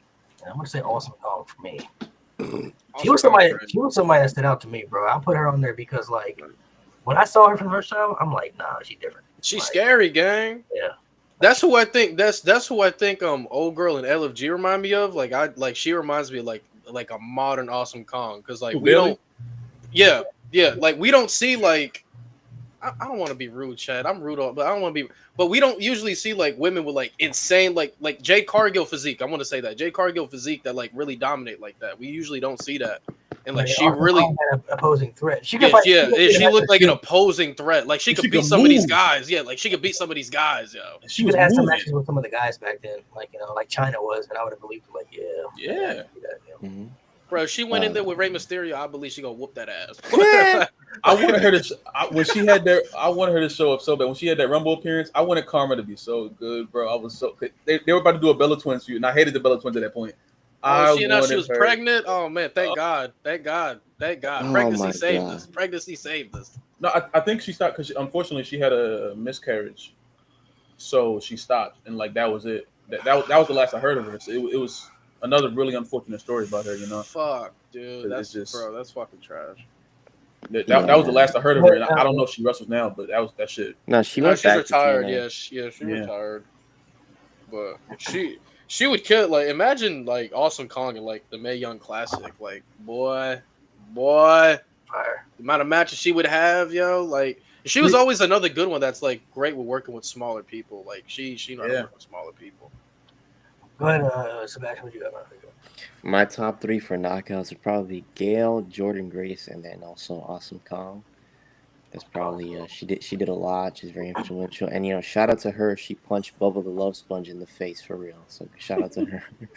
All right, now we gotta talk about the TNA crush, bro. Who's everybody's number 1, bro? Oh Velvet shit! Sky. Who is my Velvet team? Sky for you. I ain't gonna lie, mine Velvet. was Brooke Tessmaker was mine, bro. She was. Oh, Brooke, Miss Tessmacher. forgot Miss about Tessmacher. She was different. Another one that turned me into a man. I Me and forgot my about wife, that. Christy Hemme, have like a couple kids. We got like 5 kids. Me and my wife, Christy Christy, Hemme. I mean, man. Emmy. That's a great pull. That's a great pull. I heard that name in so long. That's a great pull. Holy fuck! Great. My wife, Who man. don't? Test marker, bro. Yeah, Who is mine, dog? When How'd she the was with Bully Bully Ray Ray, that crack was that? crazy. I was How did jealous. Bully Ray crack that, bro? Dang, Dunny, who is mine, boy? Who is mine? That was got a really good one too, though. I ain't gonna lie, bro. Back then, gang. Y'all Austin knew her. Tom? Y'all know her as Zelina Vega. I knew her as Rosita, bro. Oh, I knew her as Rosita. Rosita. I remember that. People I don't know knew how Mexican good America? Zelina was in Yeah. TNA, bro. Bro. Her and Sarita. Yep, Serena Her and Rosita with LA, Oh bro. my With Anarchy, God. Mexican America, bro. Mexican Oh Mexican my America God. was fire, bro. Bro, look, we'll get into that. But bro, like y'all knew her as Zelina Vega. I knew her as Rosita, bro. That's I I how didn't know her Mexican was America was- Rosita. That's So how I I had a knew terrible her. match. I fucked Bro, Mexican Bro, when I America, saw bro. her, I said, "Dog, who is this woman, dog? I couldn't get into them strictly because of LAX before. I feel like they're trying to make them another LAX, and my best ain't working for me, bro. So it's not the same, bro. Bro, They kinda were. Anarchia's voice pissed me off. Esse. Anarchy. That was my guy. I don't Anarchia know was why- funny as fuck though. Angelina Love, Taylor Wilde. Dog, they had a story with Ink, bro, that I feel like Ink should have Bro. fucking won. Cause they took out Ink, they took out Jesse Neal. That's why Ink was off of TV. And then they come back, they beat down Mexican America at a tattoo shop. That's where they came back. And then they beat down Mexican America at a tattoo shop. Then they gave Shannon Moore and Jesse Neal gave Anarchia a tattoo off screen.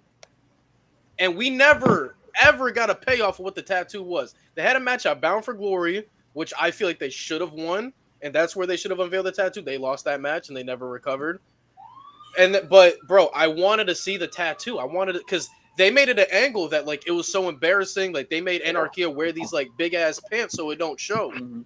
And I'm like, bro, what did y'all tattoo on this man? And they never showed the tattoo.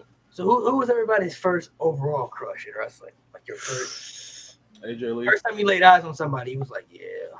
I was AJ Lee. like, this woman named You're- Kelly you're Kelly. too?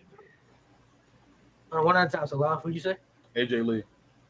Understandable. That was. Yours I hate is good? CM Punk. I hate him. Me and my other wife, Kelly. We also had a kid recently.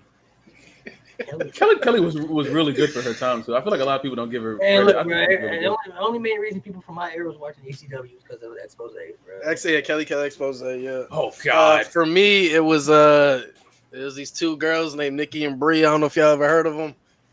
The Bella Twins. Bro, listen, when I saw that hip movement again, turned me into a man. My answer is still always hit. my answer is always different. She Was it Joy not in- Giovanni? She was not in WWE for a long time. Ah, She was only in WWE for a couple of months. It didn't last long, but I never forget seeing her for the first time. Joy Giovanni, bro. She was, oh my gosh, bro. First time I ever felt love in my life. I was like, I think I'm in love with this girl because she was in that Christy thing with Hemme, I love you. It was the Diva Search. Listen, No Way Out 2005. Go watch the little twerk contest. Yeah, you don't thank me later. Y'all thank me I later. hate the Diva Search. yo, I hate actually, that no. shit. I remember. No, I Oh remember my my God. first I remember my real first wrestling crush. It was. I think it was like 2009 or 10ish mixed tag team match. Trish Stratus with black hair. When she came back to WWE, Wow. Yeah, bro. When she tagged with John Cena, she had black hair. Oh, yeah, WrestleMania 27. She had that brunette hair, bro. Bro, Yeah, when she had that That hair, Oh my God. oh my boy, and my first boy. Trish, I mean, Joy Giovanni was my Boy. first crush, but my first love was Lita for sure. First time I saw Lita. I think. I mean, we know First time why. I saw Lita. I wanted Lita to be in TNA so bad. I feel like she fit more over there. I would Yeah, do it. for sure. She be the goat. She be the Should've been goat. great. In the Should've knockout been great division, today, man. bro. Should have been great. She would the goat. She would have been the goat. You could have did the whole Team Extreme thing. They were going back and forth. Like you could have did the whole thing over there too. You know? Lita was kind of like Daffy and those people. She was about taking bumps. Yeah. Bro. She would have taken those big bumps. For sure. Who's some WWE guys that you think would have transcended very well in TNA? Me personally, like I feel like if we had Rated R Superstar Edge in peak TNA, that would have, He almost went. bro. Don't tell me that. Don't tell me that, man. He almost went when Christian went over there. Dog, bro, if we had Rated R Superstar Edge in TNA, oh my god, that would have I been. would say I'm not gonna lie, bro. Brock Lesnar and TNA would have been so crazy, bro. Like, Insane work. if he had went in 2009, who was at the roster? That was Lashley still there at the time. I think they might still had Lashley. Still had Kurt Joe, Angle. still had Styles, Beer Money. You still had Saban and Shelley. Love Still you, had Beer Money. Angle in there. Sting. Oh my gosh, dude. Somebody Let's said say yes. Jericho. I agree. Abyss still had Jericho would have been nice. Jericho would have been sick in TNA. Jericho would have definitely fit everywhere. Jericho Man, Prince definitely. DJ said Lance Storm. Ew. I still think they could have had a whole story where like AJ came over to WWE and then Cena went over to TNA. I think you had a crazy like crossover story with that. But Cena obviously would never leave. Yeah, But in a scenario where he's a WWE guy. Yeah, I don't know. fuck. I feel like Lita's another good one. Lita is one that would have been, I think, really good at TNA. I could see her. I could see her doing a lot of good things in the TNA Knockout division for sure. Let me think of somebody kind of in the modern era a little bit, like the last few years. Evan Bourne in the X division would be crazy. Oh, he Well, I mean, was. he already- He was. That's a good pick. He was. Yeah, He was. Seidel, He was. Him and Matt Seidel, yeah, he was. Matt Oh, Seidel. Now, Paul London and Brian Kendrick in the tag team division would have been great. yeah, hell yeah, I know hell that. yeah, hell yeah. Them versus LAX or like Motor City Machine Guns. Ooh, that shit would be crazy. Hell man, talk about yeah. missed opportunity, bro. The Pope. Oh, why did he not be AJ Styles? Oh yeah, I'm with you. He should have beaten AJ Styles at Man. lockdown. He should have beat mad people. Pope Bro, should have beat mad. Pope should have been world champion. Pope should have beaten AJ Styles. Oh. You go back that AJ Styles lockdown match, they were cheering for Pope like crazy. Mm-hmm. The Pope and Devon feud. That's my favorite. When Devon came in there, when he was trying to corrupt his kids, Oh, he corrupt Bro, his kids. Oh, Devon man. came in there and threw Pope against the wall. That's like top 5 fucking Bro, segment of all I'm like, time. when did I wish Devon they get did their more with promos? Devon. I wish they did more with Devon. They gave him Devon that- had it. They gave him the TV Global Championship, and then I'm he gonna just say had my it. answer for somebody, but I feel like at his peak, I think Zack Ryder in TNA at his peak would have been. He would have been. Oh yeah, hell yeah. He would have been Hell somebody. yeah. I'm not talking about the Matt Cardona person. I'm talking about him as Zack Ryder when he was at his peak, like popularity peak. He would have been like they would have used him right. In TNA, I feel like. If Dolph Ziggler would have jumped ship sooner, Mhm. definitely would Well, have. for somebody, yeah, if he would have jumped ship sooner, I think he would have did great things. The Miz, I feel like would do good in TNA too. I feel like he would have been. He'd do good work over in TNA. You see who else? Who Pope somebody? was kind of. Oh my God, Shelton Benjamin in that X division. 2010 Shelton Ooh. Gold Gold Standard Shelton Benjamin? standard Shelton Benjamin. Oh my. Yeah, Shelton Oh. Benjamin as the gold standard would have been tough. In the early 2000s, they left WWE. Him and Charlie Haas left WWE to go to Ring of Honor. They had some really good Ring of Honor matches with All Night Express and like fucking the Briscoes and shit. They went to TNA in that time frame. Oh my God, World's Greatest Tag Team went to TNA. Oh man, wow. Monty Brown's another good one, bro. He was gonna be the world champion, but Ah, fuck you, Jeff Jarrett. Ricochet and TNA would have been nasty. Ricochet and Monty TNA. Brown, bro. Monty Brown was somebody. Monty Brown. Monty Brown pisses me off, man. He goes in that bucket of people that they just had. They're just super talented, and they're like, okay, we don't care. And Monty then- Brown was Yeah, right there, bro. Let's get into the nitty gritty since we're talking about not Monty Brown. Give me your top 5 guys that should have been TNA Impact World Champion. Matt Morgan. Oh For fuck sure. me! Yeah, I should have known that was your first. I should have known. No legs. Wait, you Morgan. never won it before? No. You challenged Matt for it. Morgan. Literally every single time he was gonna win it, he blows his legs out. What about the jump feud? I'm gonna Didn't win say. it. I'm gonna say Matt Morgan. Even though James Storm had the title, he never had the proper run. Yeah, we don't count Facts. that shit. We don't count that shit. James Storm never had the proper run as a babyface that he should have got. He should have beat Bobby Roode at TNA Lockdown for the Bro, TNA I championship. told Malik about that. I said, Malik, bro, just go watch that match, bro. Go watch how Bobby Roode won it, and then go watch that lockdown promo in that match, and tell me he shouldn't have won it there, bro. He said, damn, yeah, he should have won it. Yeah, I forgot about that promo after. I'll say those two for sure. Monty Brown's another good one. Monty Brown could have been a big star for them. I feel like We were that close with Monty. We were that close. he stands out. He just had to wait a little bit longer. Christopher But he Daniels said, was never nah. champion, was he? Nope. Christopher Daniels for sure. His only world title. His only world title was the Ring of Honor World Title when he beat Adam Cole. Christopher Daniels was one of the best Wow. wrestlers they had in the company for years and never. Yeah, Christopher Daniels for sure should be on there. And then last one, let's see, it'll be a little bit different. Abyss never had that. He never had it either, right? Abyss. Only the NWA, not the Yeah, TNA.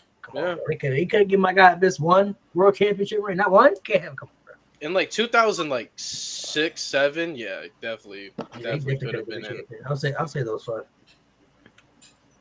I don't know. I think Amazing Red always was someone who I felt like could have transcended from the X Division. And obviously, like when Austin Aries, obviously this is later on. And Austin Aries is obviously he was world champion, but he was a crazy guy too. But Yeah, one of my favorites as well all time. But that whole option C thing that he unveiled in like what was that 2012, I think. yeah. Amazing Red would have done great if that whole option C thing was around back in the Prime X Division. Mhm. Amazing Red cashing in like to fight Kurt Angle or something like that. Amazing Red, I always felt like could have been the face of that company. He's one. One more is crazy. I gotta think. I don't know. Amazing Red to go. Never been a title. Yeah, but it probably Pope. Yeah, it probably goes that Amazing Red, Christopher Daniels, Abyss, Pope. Really like all caps on Pope because Pope was like super close too, but Yeah. he stayed consistently over too. Like I don't know how yeah. you miss that. I'm with Shit. you. I'm with you. Frankie Kazarian, how the fuck did he never win the fucking world title? It makes no sense. Yeah. That's so stupid. You get the fuck out of here. Kazarian, He's been super loyal too. yeah, to this day. Abyss is another one. I'm like, bro, he won the title by DQ. That does not count. You won the title by DQ, bro. What are you, Christian? Get the fuck out of here. No, dude. So stupid. No, yeah, Abyss should be Abyss. Somebody said Daniels earlier. I have no idea why Raven just immediately exited the main event scene right after he lost I love in Raven. a fucking house show. I've been watching a lot of Raven recently. I love Like, him so why much. I've the been fuck watching did he a lot of exit the main Raven event recently. scene? You know what he did when he exited the main event scene? He went on to fucking feud with Larry fucking Bisco. Get the fuck out of here. He was having pay-per-view matches with Larry Sabisco in 2006. Larry Sabisco was washed in 1992. We went the entire episode without talking about him. We went. Oh my god, I forgot you, Petey Williams. Oh, I'm sorry, Petey Petey. I'm Williams, too. sorry, Make believe muscle, Petey. bro. We apologize, One of the Petey. greatest X divisions of all Oh time. my Shout out god, to creating that overused ass move, Petey. bro. I remember he had. Yeah, I'm putting him on my list. Petey Williams, man. He had a shot at the world title against Eli Drake, and I thought he was gonna beat Eli Drake. Yeah. I thought he was gonna be the one. Yeah, I thought he was gonna be the one.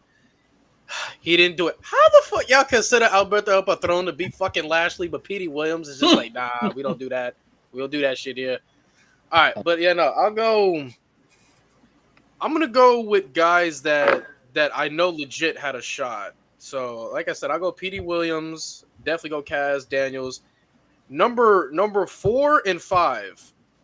I'm gonna say a huge miss.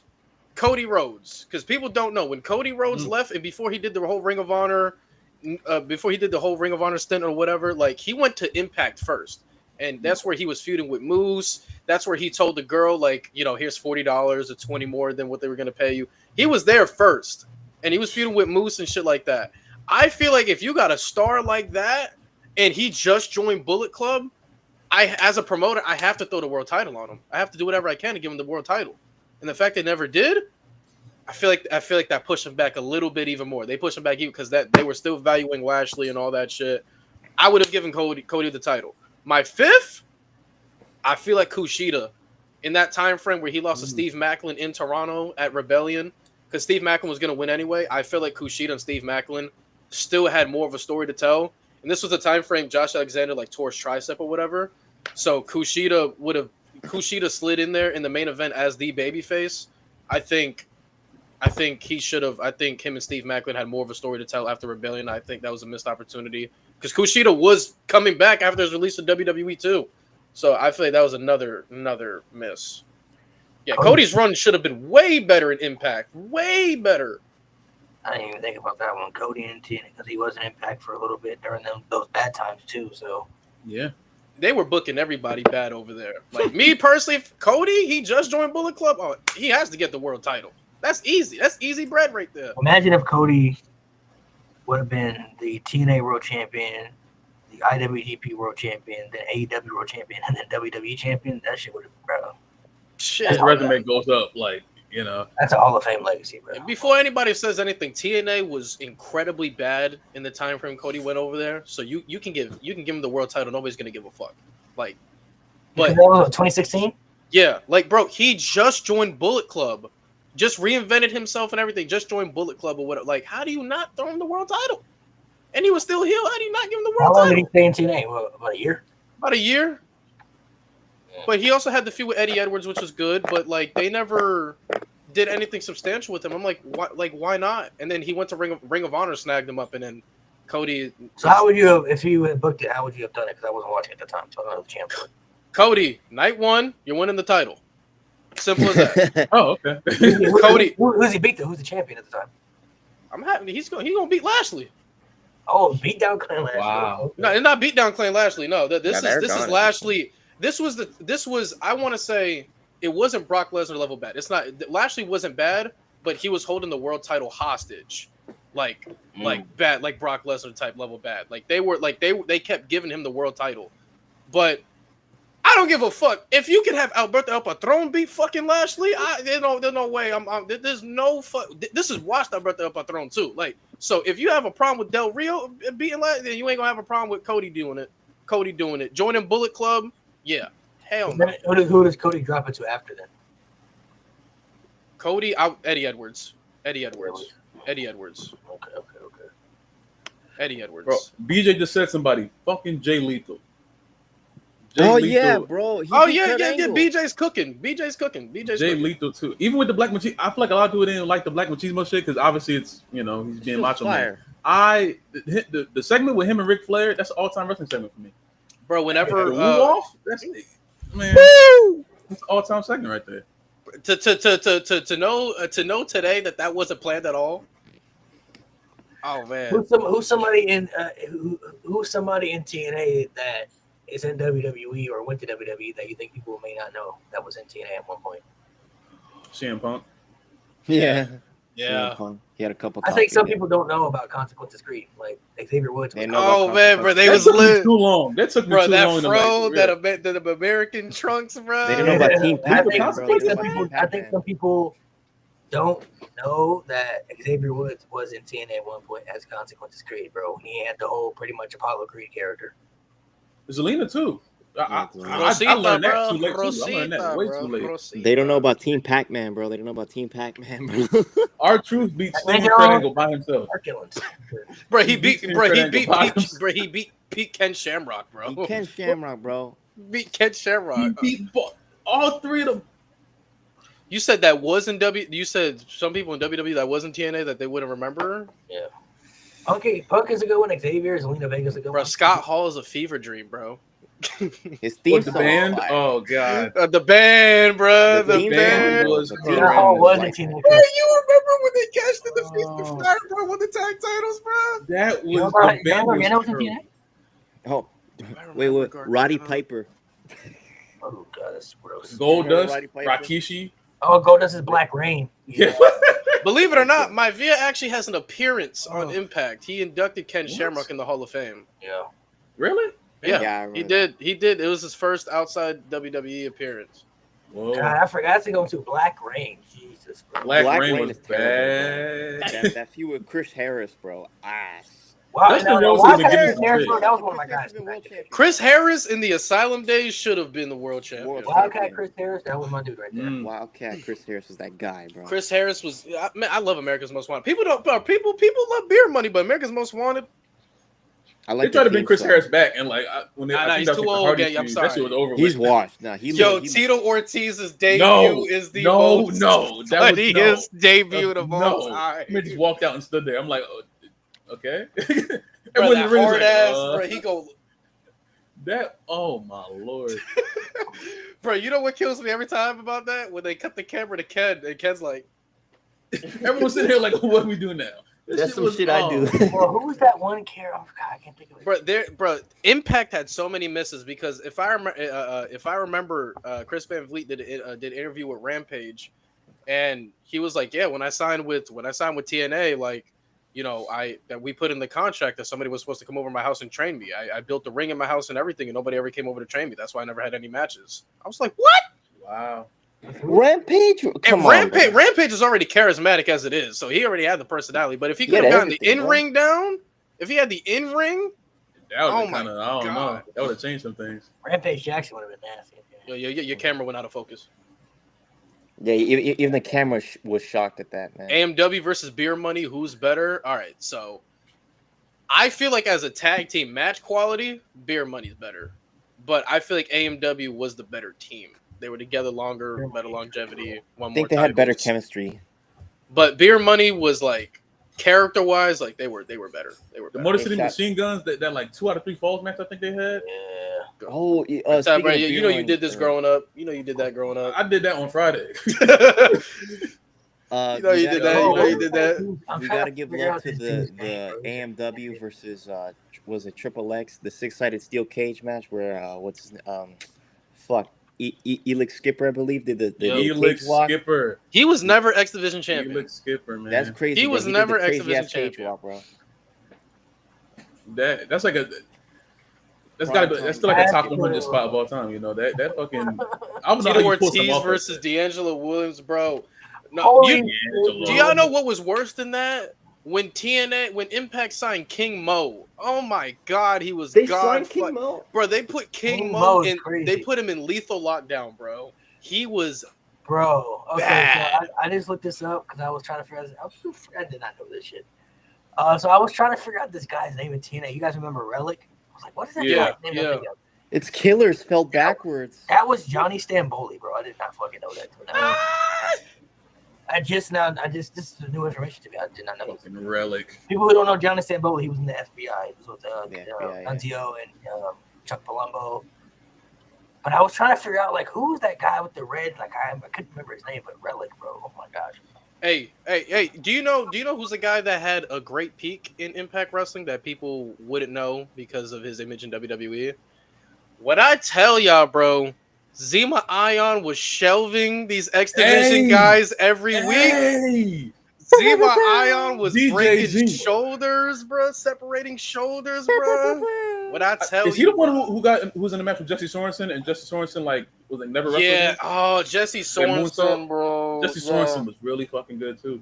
Bro, he was gonna be the face of the he was gonna be next up after AJ. They had a whole story. Dixie Carter was like all in on, bro. Yeah, they was all rightfully so, bro. He had the AJ story with like the mystery girl. He was like supposed to be hooking up Dixie Carter, and that mystery girl came in. Oh my God! Don't talk about Claire Lynch. Rest in peace, man. R.I.P. Claire Lynch. Yeah, bro. Rest in peace, people don't know, bro. People look at Joaquin Wilde, bro, and I'm like, bro, y'all don't know, bro. This man, before we had Penta breaking arms and separating shoulders, bro, Zema Ion was doing that every fucking week, bro. He was doing that every fucking week in the X Division. And then, bro, he was so dominant. They said, RVD, you gotta go get that shit, bro. You gotta go take it from him now, bro. Oh my God! You gotta go take it from him, bro. Of course. Bro, I love the. I had someone try to tell me that Edge was Cope. I'm not calling a nigga Cope.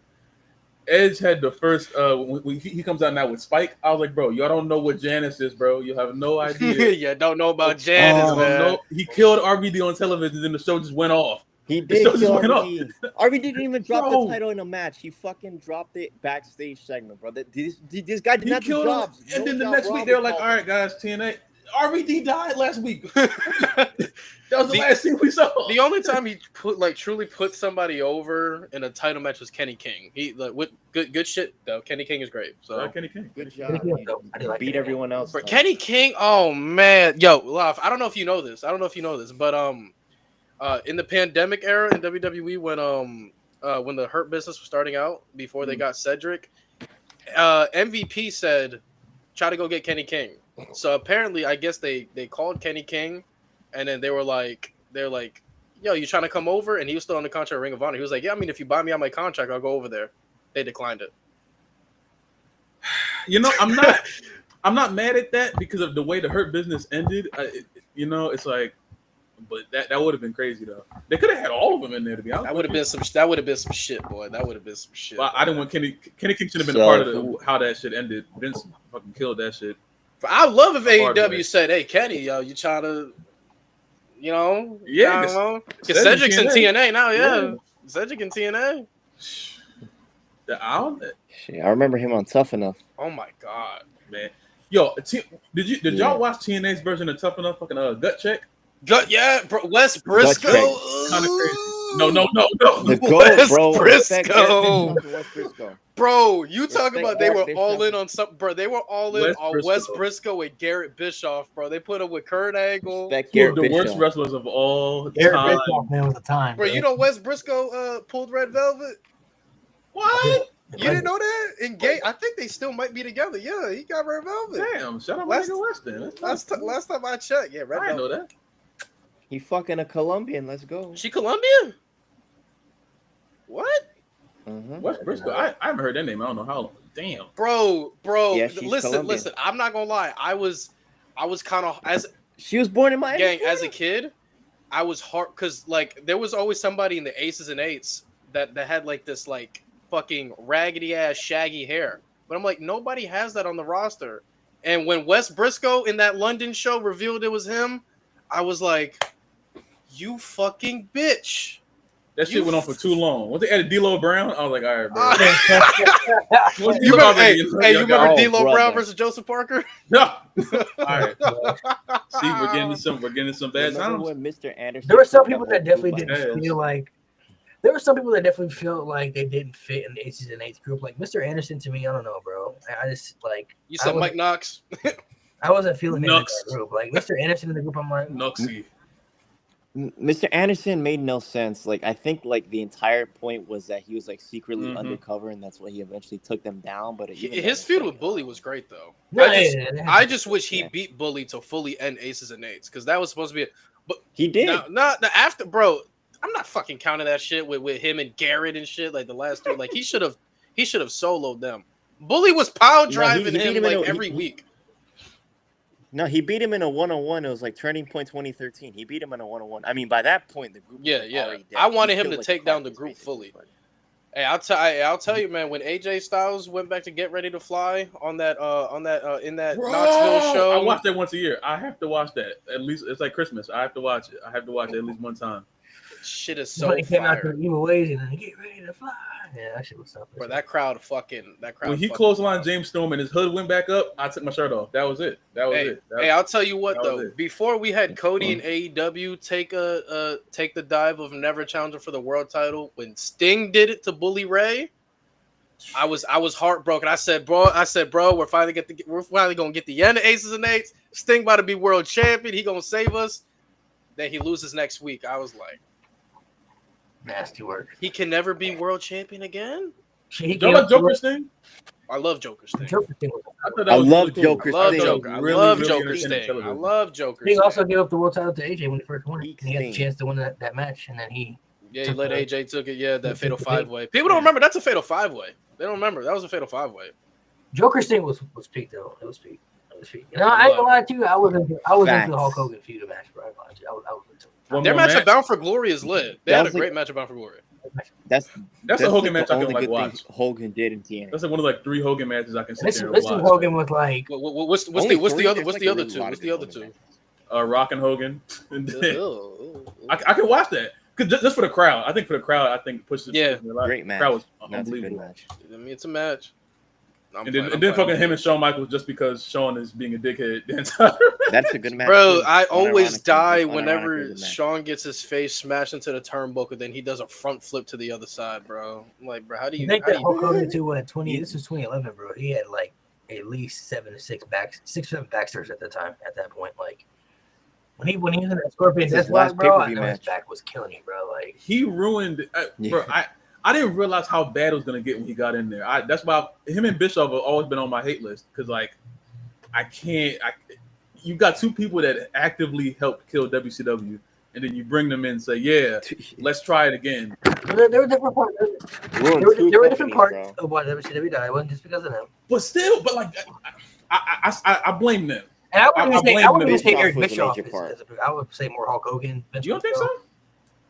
Because at the time after when Bischoff left, that's when they brought in Vince Russo, and that's when everything really started to get bad. Like 2000, That's bro. fair. Oh, Vince Russo, he had a 2000 problem. WCW was pretty He had a bad. problem with pole matches. Viagra on a pole match, bro. Oh no, let's talk about Vince Russo and TNA. No. You know how many times there were Fire Russo chants? Fire Fucking Russo Fire chants was Russo Yo. chants. But it was so bad they brought him out on TV just so he could say I'm a changed man and just not be a changed man. Yeah, it's stupid. Just Okay, so if people were going to get into TNA wrestling, what is one match that you would recommend somebody go check out? you cannot say Unbreakable 05. Be real. No, Okay, got you. Jeff Hardy, the Bobby greatest Roode, match Austin ever. Aries. can't say that though. That's too cliche. Like show I the got- knowledge. listen. Show the knowledge. Jeff Hardy, Bobby Roode, Austin Aries. Triple threat for the world championship. Top 10 match I've ever seen in my life. like Anderson and Angle Lockdown 2010, the cage match, one of the greatest cage matches ever. Wow. That's a good one. That's a really good one. I'm trying to be a little different. I'm trying to be a little Oh, different. any AJ and Kurt match too. Slammiversary 2013, 14. Their Genesis 2010 match, bro. Oh, That shit is oh. fire. I'm trying to be a little different. I want to be a little different. Also AMW versus Team Canada, I'll say six-sided steel. Josh cage match. Alexander versus Bully Ray, Full Metal Mayhem. Ah. That was shit, boy. I mean, you can go any Josh Alexander match, like Josh Alexander versus Jonah, Hard to Kill. Josh Alexander versus Tomohiro Ishii, Under Siege. Josh Alexander versus Moose at Rebellion. Yeah, almost any Josh Alexander. Was Kenny and Christian on AEW or TNA? It was on AEW. It was on Rampage. Okay. Ooh, James Storm versus Chris Harris, the Texas Death Match. Fire, That's a great fire. one too. You can go Not any the Rude Blanchard and Rude and Lashley match, 1, 2, or 3. Any one of those. Hey, AJ, Chris Sabin, Peter Williams is a good triple threat too. It's a good one. It's a really good one. Chris Sabin and Alex Shelley for the X Division Championship. X Division Championship Finals. Ooh. They was hooping. They was hooping like they weren't gonna get paid that night. Man. Lethal Lockdown 08. Team Christian versus the Team LA Tomko. the LAX and Lucha Bros trilogy. It's another phenomenal. Beer Money and Guns that we talked about earlier, the 2 out of 3 falls. I think that's what that match was. I mean, you could go Motor City Machine Guns versus Team 3D's retirement match. You go with that. Yeah. It's also really good. Almost any Kurt Angle match, like Desmond Wolfe, Kurt Angle Sting, or Kurt Angle Jarrett, Kurt Angle like Joe, just so many. If Kurt y'all Angle ever Joe, go back, bro, the environment of Austin Aries versus Bobby Roode at Destination X was, Bro, Austin Aries is a dickhead. Among other he things. was so tough, But, man. Oh my god. He was so he good, bro. tough. Underrated. He was so tough. An underrated one is also Monty Brown, Samoa Joe, and I believe Rhino. It was at Hard Justice 06. Fucking, if you like big meaty men matches like that, Type that's shit. that's hard hitting. Different match for me. Everybody's throwing out good matches. Trying to think of something different here. I would say probably. You also got Sting and Samoa Joe, Bound for Glory. What was that? Bound for Glory 2005? Yeah. 4? Oh no, Oh, it's 2008? Oh, yeah, that's stupid, man. God damn. I would say you could check out the James Storm and Bobby Roode feud, even though Oh, man. Kills me. the Kills me, the proper winner didn't win the championship, they had a lot of good matches. The Steel Cage match was really good. The Bound for Glory match they had is incredible. So I would definitely recommend. I'd probably say the Bound for Glory match. That should have been the ending of James Storm winning the championship to dead the feud right there. But And beat a face. He was the most over guy in the company. that was ass backwards. But that match though, that match go hit like crap. So, Let me see. What else? There's Jeff Hardy versus Chris Sabin, Full Metal Mayhem. That was also really good. It was a tournament of former Impact World Champ or former TNA World Champions to see who would face Bully Ray. And Jeff beat Chris Sabin in the first round in Full Metal Mayhem. So how they did it was they see who would face who, and then they spun a wheel on the stipulation, and it landed on Full Metal Mayhem. And Jeff was like, and Dixie was like, Dixie looked at Sabin was like, "Good luck, bro. Good luck." Ooh, She said, "Good luck, one gang." more. This one's a little more goofy, but it's also kind of fun. If you want to watch a really fun one, it's the Fish Market Street Fight. It's Captain Curryman and Shark Boy versus Team 3D. Bro, I love That shit Curryman is and really Shark fun. Boy. I love They were Curryman and crazy. Shark Boy, They man. were Give me a crazy. shell, yeah. Racist ass gimmick. Curry Man Yeah, didn't find out that was Christopher Daniels till later either. I didn't know at the time and watching it real time. I didn't know. Kazarian was suicide. Y'all remember New Jack Kazarian in was TNA? suicide. Yo, Suicide too, bro. Tough. Manic. Whoever was in that suit, Tough. like it was But Manic or- Amazing Red and Homicide had a ton of great matches too. Amazing Red and Homicide. Oh man, Homicide. Samoa Joe and Kurt Angle is a good one too. That's one I would recommend. Kurt Angle beating Samoa Joe for the first time ever. Kurt Angle versus Jeff Hardy, TNA No Surrender Jeff 2010. Jarrett versus Christian when Christian won the NWA World Title. That was pretty good. When he powerbombed Gail Kim, she that's tried to Hurricane Rana him. He went the fuck out of here. That's a really good one. I'd recommend that one as well. When people talk about like crowds, like Any- the AEW crowd and the NXT crowd, the TNA pick, like in the prime TNA, that crowd was second to none. That It's Universal, bro. That Universal crowd went Bro. dummy every fucking time. This Oh, when Jeff Jarrett hit Sting with the guitar and Sting ate it? Sting no sold him. Gringo Killer, yeah, Don West, man. R.I.P., bro. R.I.P. Amazing, R.I.P. Don amazing West. commentator. Amazing commentator. So to explain to everybody what happened to TNA, why do you think TNA died for so many years? Oh, you asking me that question? Yeah, Right. you stayed watching it. I know we gave up on it. We left. It was losing big stars will always be a blow to anybody. Let's get that out the way. Losing big stars, but also I just feel like they didn't have the proper people that cared for the product, that cared to really revive it. I don't know what the fuck they were doing. I firmly believe it wasn't until they got Scott D'Amore and they appointed Scott D'Amore to do everything where they finally started seeing some change.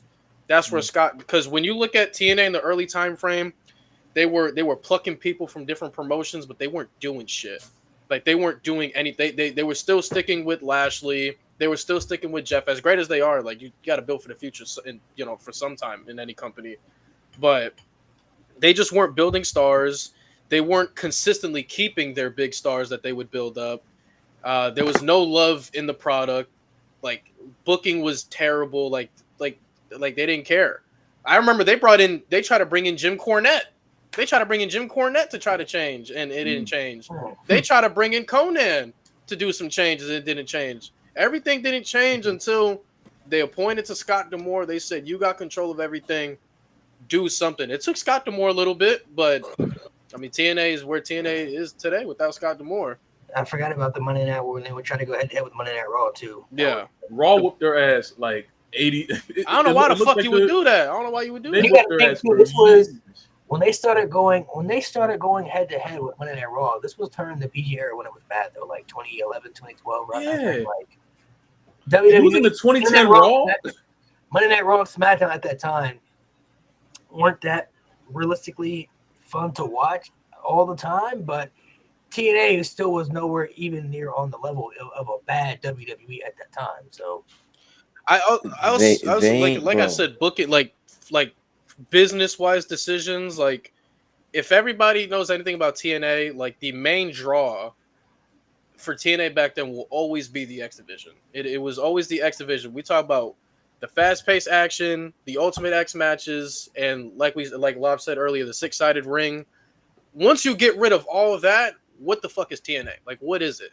In that time frame when Hogan came in, like he was trying to do the WWE route where the big names got to be the focal point, but I don't think Hogan fully understood, like, nah, bro, like we built our brand off of how good our cruiserweight, division was, like how good our X division was. And I feel like he just didn't care because he grew up in the era where big, strong men got to be pushed to the forefront and kind of ruined it. yeah, that played a big part of it too, changing the identity. I guess that's the perfect word to use. Yeah, the identity of what TNA used to be. It's definitely going to be a detriment to. It's definitely going to be a detriment to a lot of things that TNA was basically known for. Yeah. I mean, changing the X division, changing the ring. I definitely feel like they missed the ball on a lot of things, especially going head to head with WWE on Raw. I never understood that. Like when they announced, Trash. this is That not kills most WCW, people bro. if You you guys try are to do that. WCW. Like I don't understand. And like TNA was the one, like we've seen so many different companies come and go, and some companies today. For me, I know there's so many companies that try to be the alternative. AEW started with being an alternative, and now they're kind of not anymore. TNA to me will always be the true alternative to WWE until 2010, because they were the only ones doing, like Lewis just said, the Ultimate X match. How do you having something up there and no ladders, but that doesn't Like make you any gotta sense. physically climb up there, man. That Like doesn't even make any sense. Like I didn't even understand the concept until I saw it. It's like that They doesn't even were make any sense to different. like think of a match type like that. So like for them to do certain They stuff, were just it's different. like all their match type, lethal lockdown, all this shit, having the weapons on top of the cage and bringing them down. Like just certain things. It kept up the it kept up what people if people didn't like seeing Sheamus and Super Cena feud. They come to TNA, you know what I'm saying, and there could have been something different. yeah, you Once see Hogan Abyss in came a in there, Monsters Ball match. Like yeah. If you had 2005 They TNA were- going up against 2010, it would have been a different story. But once Hogan came in there, at that point, they already lost their identity and they just became Raw Light. And once you come Raw Light, you're done. now this what I don't agree with Tyler. I don't think TNA immediately died when AJ Styles left. Like in that time frame, even though AJ Styles was champion, like writing was on the wall. Like they still retained God. They still had Joe. They still had Aries. They still had Rude. They ended up bringing in Lashley. They still had Jeff. So they still had their big stars. The problem was booking and then losing the other guys. As crazy as it sounds, they can afford to lose AJ. Like AJ didn't want to be there anymore. They couldn't come to an agreement. Whatever. I don't think that's when they died because they still had like AJ was. I mean, Jeff was bigger than AJ in that time frame. So if I had to choose in that time frame, I would choose to let go AJ before I let go Jeff because Jeff was the true moneymaker in that time frame. And Magnus came up and shit like that. But yeah, bro, it was just not retaining them, paying them. Like they wanted a budget cut, guys. Like AJ, they wanted 60% cut. That was crazy. That's crazy. No, that's 60%. That was crazy.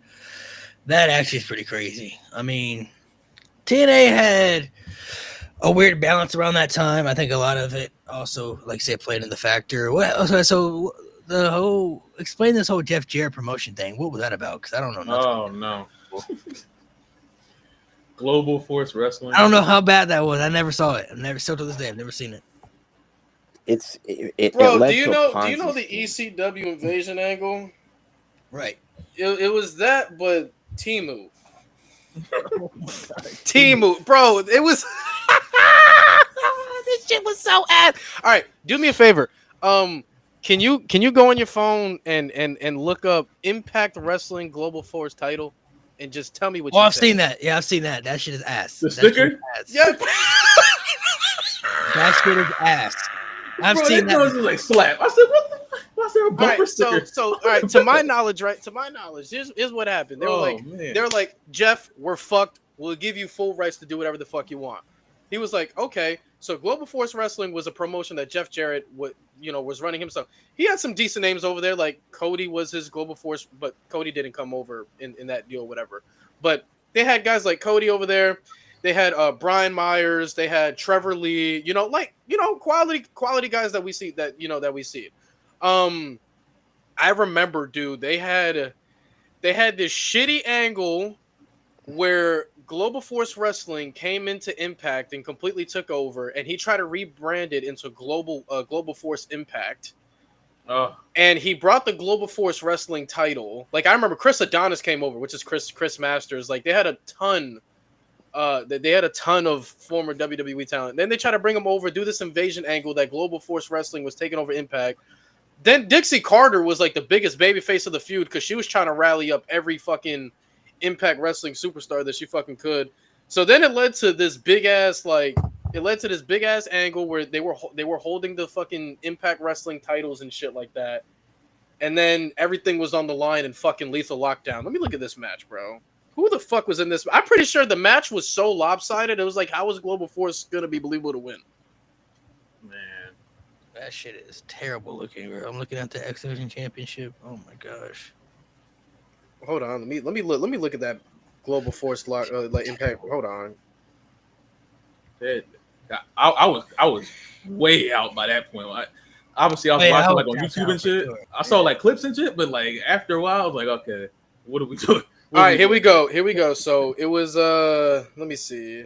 Let me see if I can really find it. Hold on. Let me see if I can really find it. If this is the actual match graphic, that is fucking trash. Oh my god. All right. Send it to me. I'll share it in the clip. Hold on. I'm trying to find the match. Hold on. I'm trying to find that specific match, bro. Ew. Force wrestling, man. Let me try to. I mean, the talent Isn't bad, but it was was so bad. Hold on, let me. Team TNA. Hold on, it was That Team brand is TNA pretty versus Team Global Force. Team TNA versus Team Global Force. I found it. And I'm trying to find who was actually in the fucking match, the participants, because dude, that shit was so. I have it here. So you want me to say it or? Yeah, you can say it. So Team TNA was Bram, Drew Galloway, Lashley, The Wolves versus Brian Myers, Chris Adonis, Eric Young, Jeff Jarrett, and Sanjay Dutt with How are they Cameron gonna Grimes. win? How are they gonna? How's Global Force gonna win? You mean to tell me one team? You mean to tell me one team has Drew fucking Galloway, the Wolves, and Lashley, and then your best bet is you got Chris Adonis over there and Eric Young? Fuck out of here! Fuck out of here! Damn, love, damn. No, it's cool. I'm gonna see you on Tuesday. It's all right. Damn. Why would he do that to you, love? Why would he? I'm gonna see him on Tuesday. He talking shit now. It's okay. Over Great Khali? Like, come on, man. I'm gonna see him. Yeah, that's wild. I'm gonna see him. Man, there's a lot of good That's things crazy. about TNA that we could dive into. We dove into some of our favorite crushes. Listen, I got a question. Sorry, since Laf is here. Laf, What up? what's the undisputed best team that Jeff Hardy has had in TNA? oh, my answer. Yeah, I know my answer. Modest to the top. That's it. You don't get better than Pick that. the weakest one. Are you dumb? You pick. Are the you weakest dumb? one. Definitely not his best one. Definitely not his best one. Don't piss me off. Don't piss me off. Don't piss me off. Don't piss me No, off. I'm not going to be Don't piss me off. disrespectful and say that's his weakest one. That's not that, but it's not his best one. That's his. What are y'all gonna say? Please say the Antichrist one. Similar creatures. Is Similar better. creatures. Fucking No, similar Another creatures Me's clear. better. Similar creatures. Another Clear. Me's Similar better. creatures is his worst Resurrected one. is way better. What? You're What? Similar creatures is his worst. Yeah, TNA. right. Worst? Modest is up there with no more words. I don't give a damn, bro. Resurrected is mine. No. Resurrected is mine. Cut. Resurrected, relax. Relax. No more No. words, and Modest are No. interchangeable. Jeff Hardy. Let me tell you something. No. fuck Jeff out of Hardy. here. Song we heard. Jeff Hardy's best TNA theme. Jeff Hardy's best theme. Period. Is Another Me, bro. I don't care what anybody says. No. That is his best theme song. Yes, it's I better got, than I got Modest. resurrected. Not I got good, bro. resurrected. When gang. Jeff Hardy showed up when I back heard in that, TNA when with I the heard short them hair. drums, Better. doom. You know what's also better Come than on. the Modest too? Obsolete, bro. Obsolete better too. Obsolete is better. The Hardy Boys. Nah, Cold-blooded nah. is better. I'm gonna say Cold-blooded is better.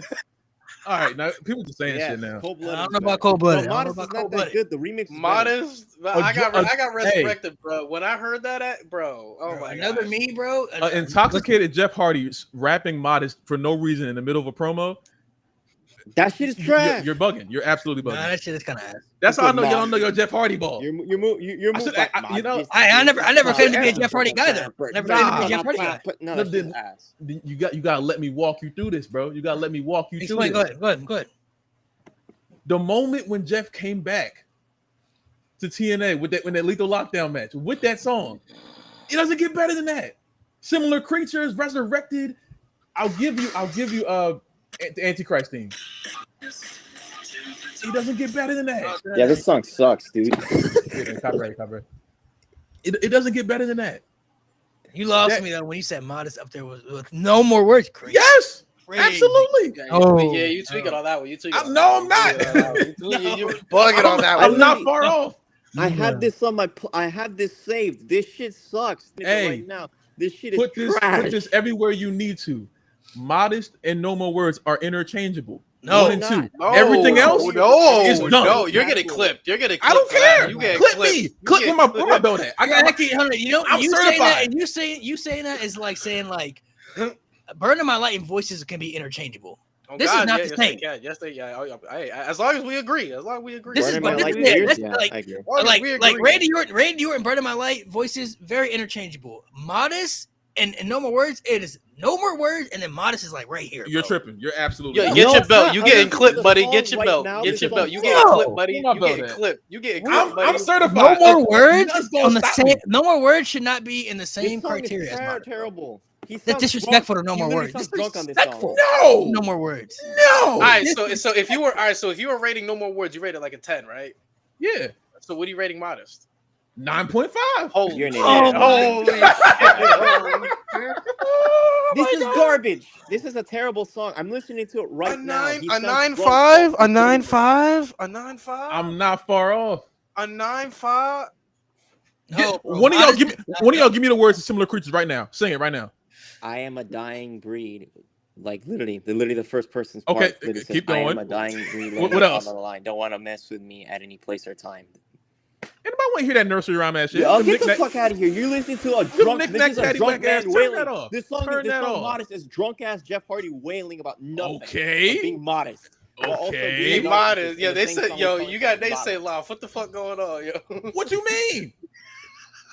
Modest. I'm not backing down from this, bro. You said Fuck Similar Creatures is worse. All right, get your belt and look at that camera and say that shit so you can get clipped. Just go get your belt and say that shit right in the fucking camera. that. Y'all see that picture right there? That means I'm locked. I don't care what y'all say. That picture right here means I'm locked. You're No, locked it in a matters. crack. I'm locked. You I on don't need to get my that belt. Victory Road Zod. I don't need to get my belt. I'm locked. This means I'm locked. I don't give a You're, damn. yeah, you're This locked. means I'm locked. You are on that Victory Road Zod. That's what you're on. You are I on don't whatever care. Jeff Hardy I was don't on at care. That Victory I Victory don't Road care. sounds crazy. That's don't that's care. such a crazy statement. This track right here is ass. He sounds drunk. He You're sounds like bugging. he's wailing. It's You're terrible. bugging.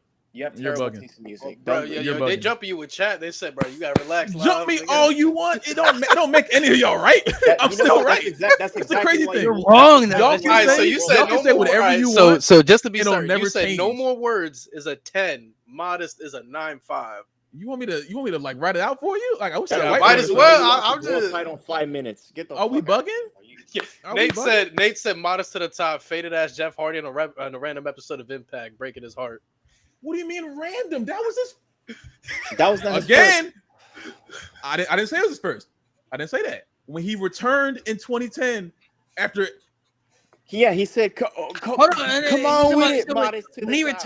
returned in 2010 with the you talking about the remix Modest theme? No, he any returned with version the of the Modest That theme. remix thing was terrible. That shit was terrible. No, Live. That Any remix version was of terrible. Now, Live. I Come go on, with the dog. original Come one. on, I go with dog. the original one. I go with the original one. I don't. The Everything was remix. I'm not with the terrible. remix. I understand the remix. I don't know if I'm the vouch for that. But No, he came back with the original. When But he had a first time remix, came. but he remixed it though. It was a remix version. because of it. he Shit was he terrible. remixed like all his songs for some reason. That shit was terrible. But modest, and no more words up there.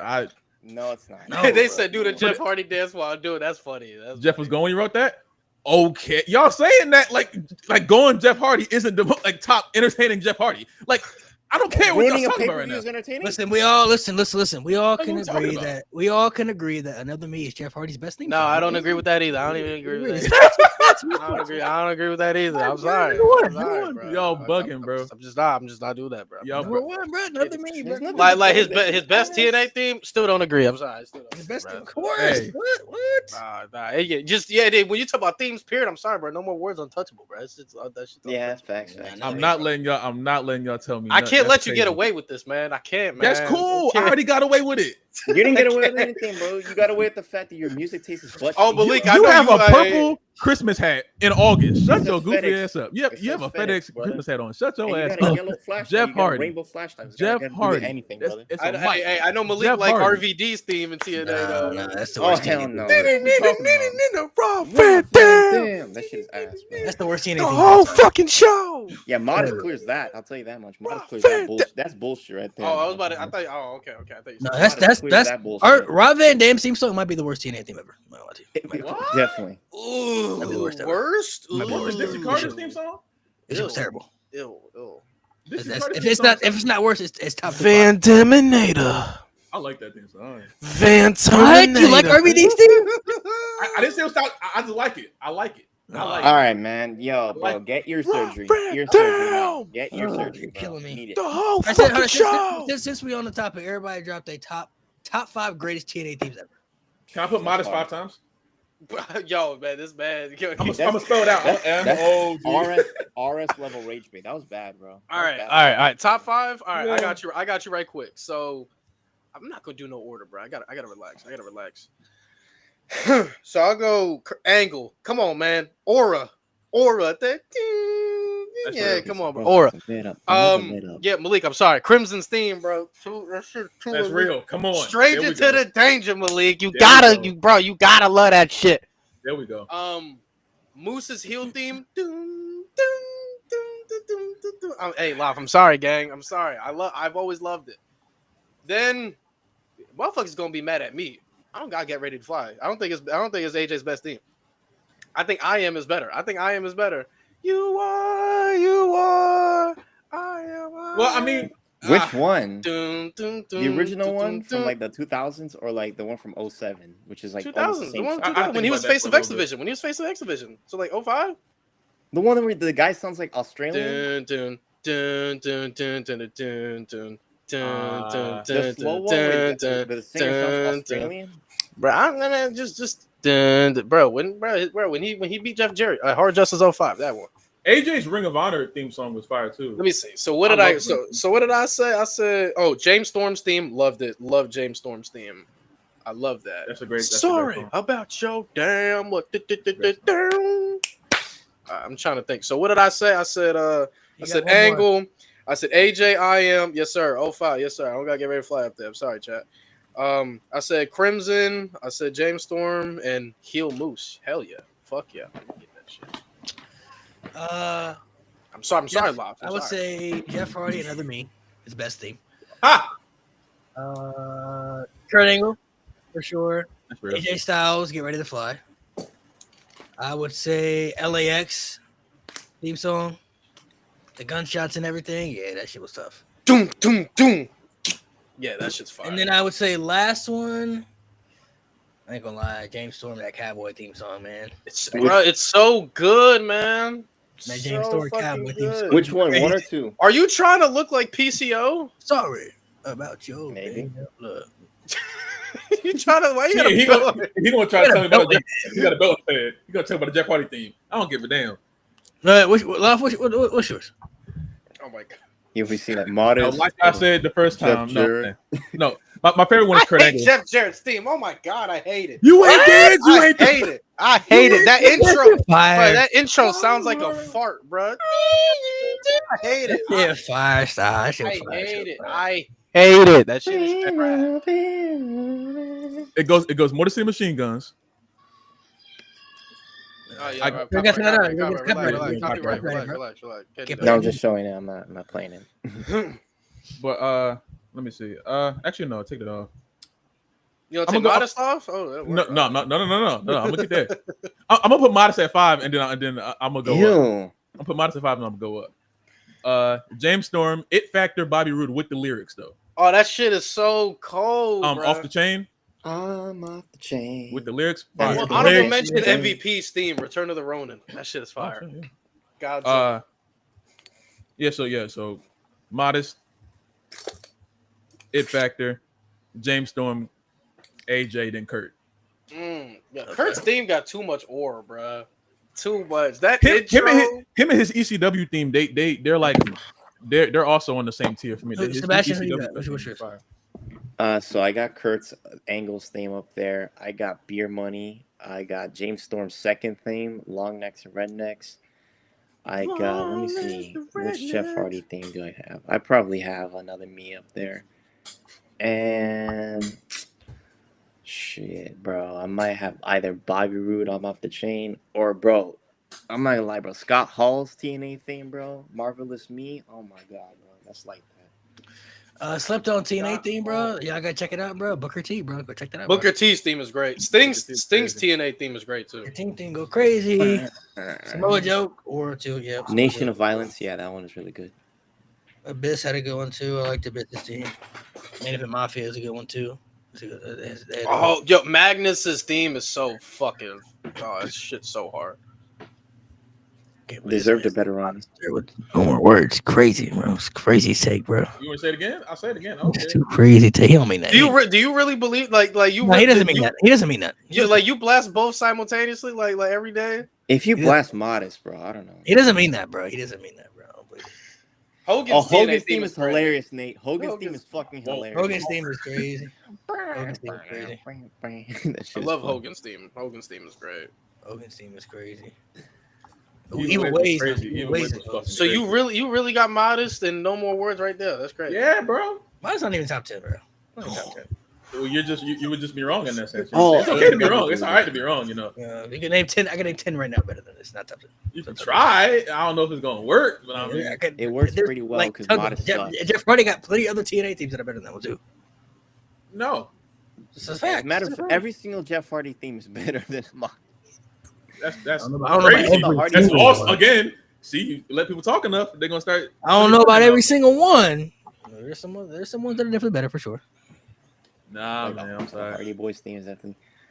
Hardy Boys team goes crazy too. Hardy Boys team goes crazy. I'll say Modest. Oh is my better than EC3's Chase theme. Manhattan. Trouble. Shout out to Flying Elvises. Also. Nate said, "Take away Lost Rights." Jesus. Oh, whoa. We're not doing all that. Hey, listen, bro. Beautiful people had a good one too, bro. Oh, trying beautiful to tell people's you. fire. Hardcore country. How could we forget hardcore country, bro? A business theme song. I'm so happy 2K put. I hate 2K, but I hate the fact that we like thought Willow's or team. they put a business theme song in the game. And I really did think they weren't gonna do it. The generic guitar. That's really good. But that's a really scary theme. That shit is crazy. I Willow's like Way it. is fire. Yeah, I like it. You didn't like it? Christian. How can we forget No, Christian the Cage? second theme, bro. When they did the second thing, like Yeah, the yeah. Christian one with the too. bells and stuff. I ain't like Christian Cage, Holding My Last Breath by Evanescence as Christian Cage's theme is really good. Christian Cage. I like At Last more than I like the other one. I ain't gonna lie. Yeah, at last. At last, The was- that's my waterproof Christian theme blonde song. version of Just Close Your Eyes, or the V1 clears. Jeff Oh, Hardy no. Willow theme. I That's never fire. liked Jeff as Willow. Jeff as Willow weird to me. He looked That was weird. not a good gimmick, but the theme was fire. I think it had could've been potential. They something, just, yeah. they just didn't work on it enough. But It could have been something, but booking wise, execution was poor. Like, Yeah, see, Bucket was bad. Bucket like was seeing that Willow mask. What the fuck going on, bro? What is No, this? RVD's team was terrible. Trash shit.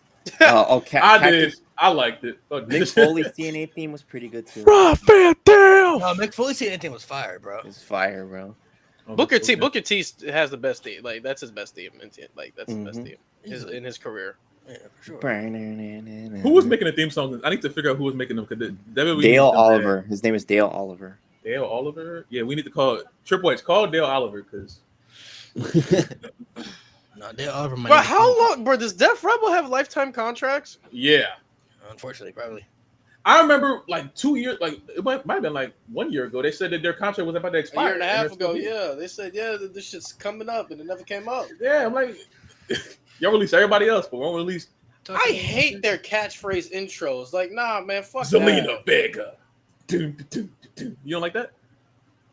You don't like No, that? Selena Vegas team's terrible, bro. That shit's No, oh, terrible. hers the fucking the SmackDown, something like that Megan Thee Stallion song. Bro, there's I think there's some that works. Like, I played like Chelsea Green. I think that works. I think that's fire. Chelsea Green is cool. I think Chelsea Green's is fire. Hot mess is fire. The heel DIY theme, I hate. I barely like the face one, but their heel DIY themes. I don't mind the face one. I can listen to that. I Maybe don't get mad. I'm just blinded by Gargano. You know. It could be. Maybe I'm just blind, just like you're blinded by Modest, right? I'm no. That was a great No. setup. That was a great setup. That was a great Fuck setup. He definitely might be. He might be. He might be. I'm not gonna lie to I'm you. cool. He might be, bro. He might be blinded by bonus. We talked about a lot of things. Def Rebel also doing UFC theme songs. Oh, I bet Kobe Covington's about to be so ass, bro. It's about to be the most American shit ever, yo. Blake Monroe's theme was a rare W.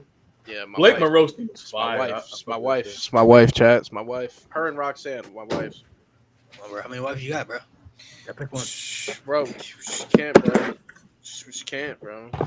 So who's everybody? She said what? Who's your all time? Your TNA all time wife, bro? Like this is me right here. I'm claiming it. You claiming it? Claiming it. I'm telling you, bro. This test. Velvet Sky. Velvet Sky, Velvet your number Sky. one. Velvet Sky. It's not a bad answer. I ain't gonna lie, bro. Brooke Tessmaker, bro. Miss Tessmacher, that's a good one. Tessmacher, bro. Miss Tessmacher's a good one. Brooke Tessmacher, bro. She different, bro. She different. Like definitely my all time TNA crush for sure. Like I gotta. mm-hmm. There was something about that hardcore country, dog. I don't know, man. That hardcore country did something to you, man. Mickey James in those hardcore and those cowboy boots.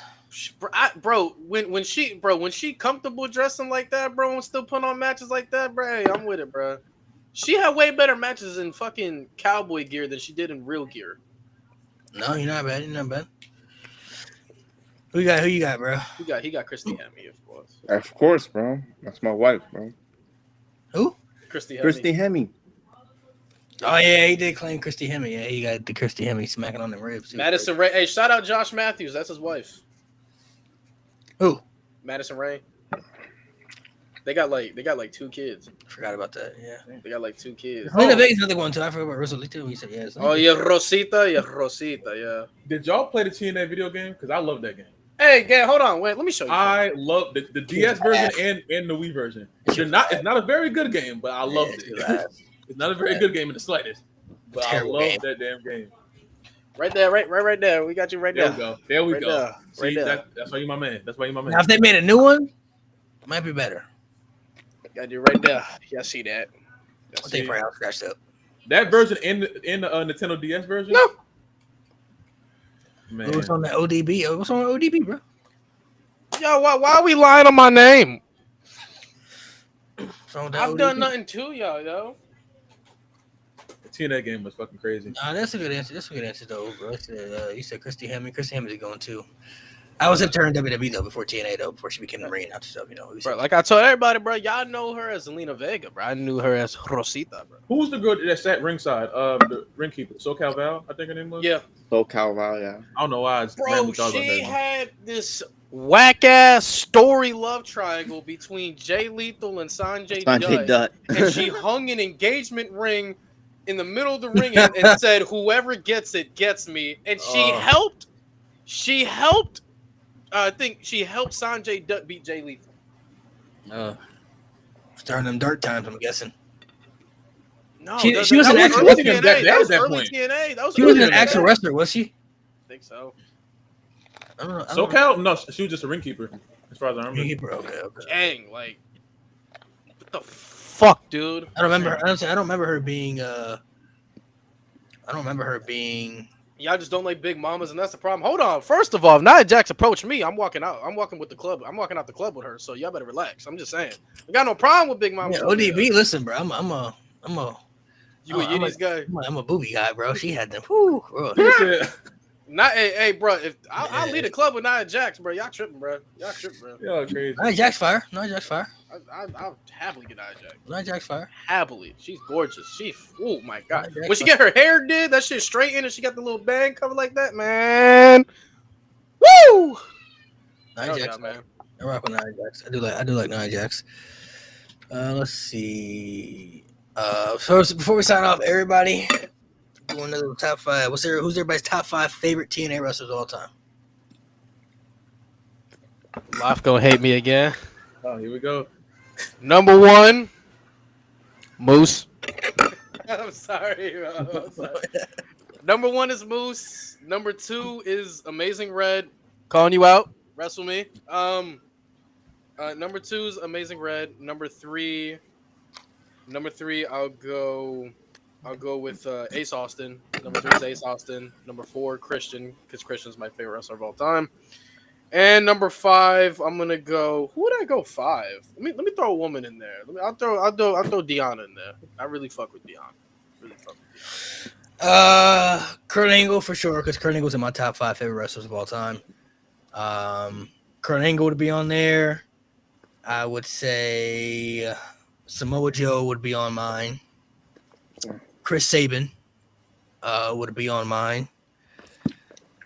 I really liked Daphne a lot in TNA. Daphne was tough. Daphne was When she was there. I like Daphne a lot. I've always been into like the freaky, psychotic type characters. Victoria would probably also be on there when she was Tara as well. Because I like Tara in WWE when she had. Did you like her with Jesse Goddard's? Uh, Bro, that boyfriend shit was annoying as fuck, bro.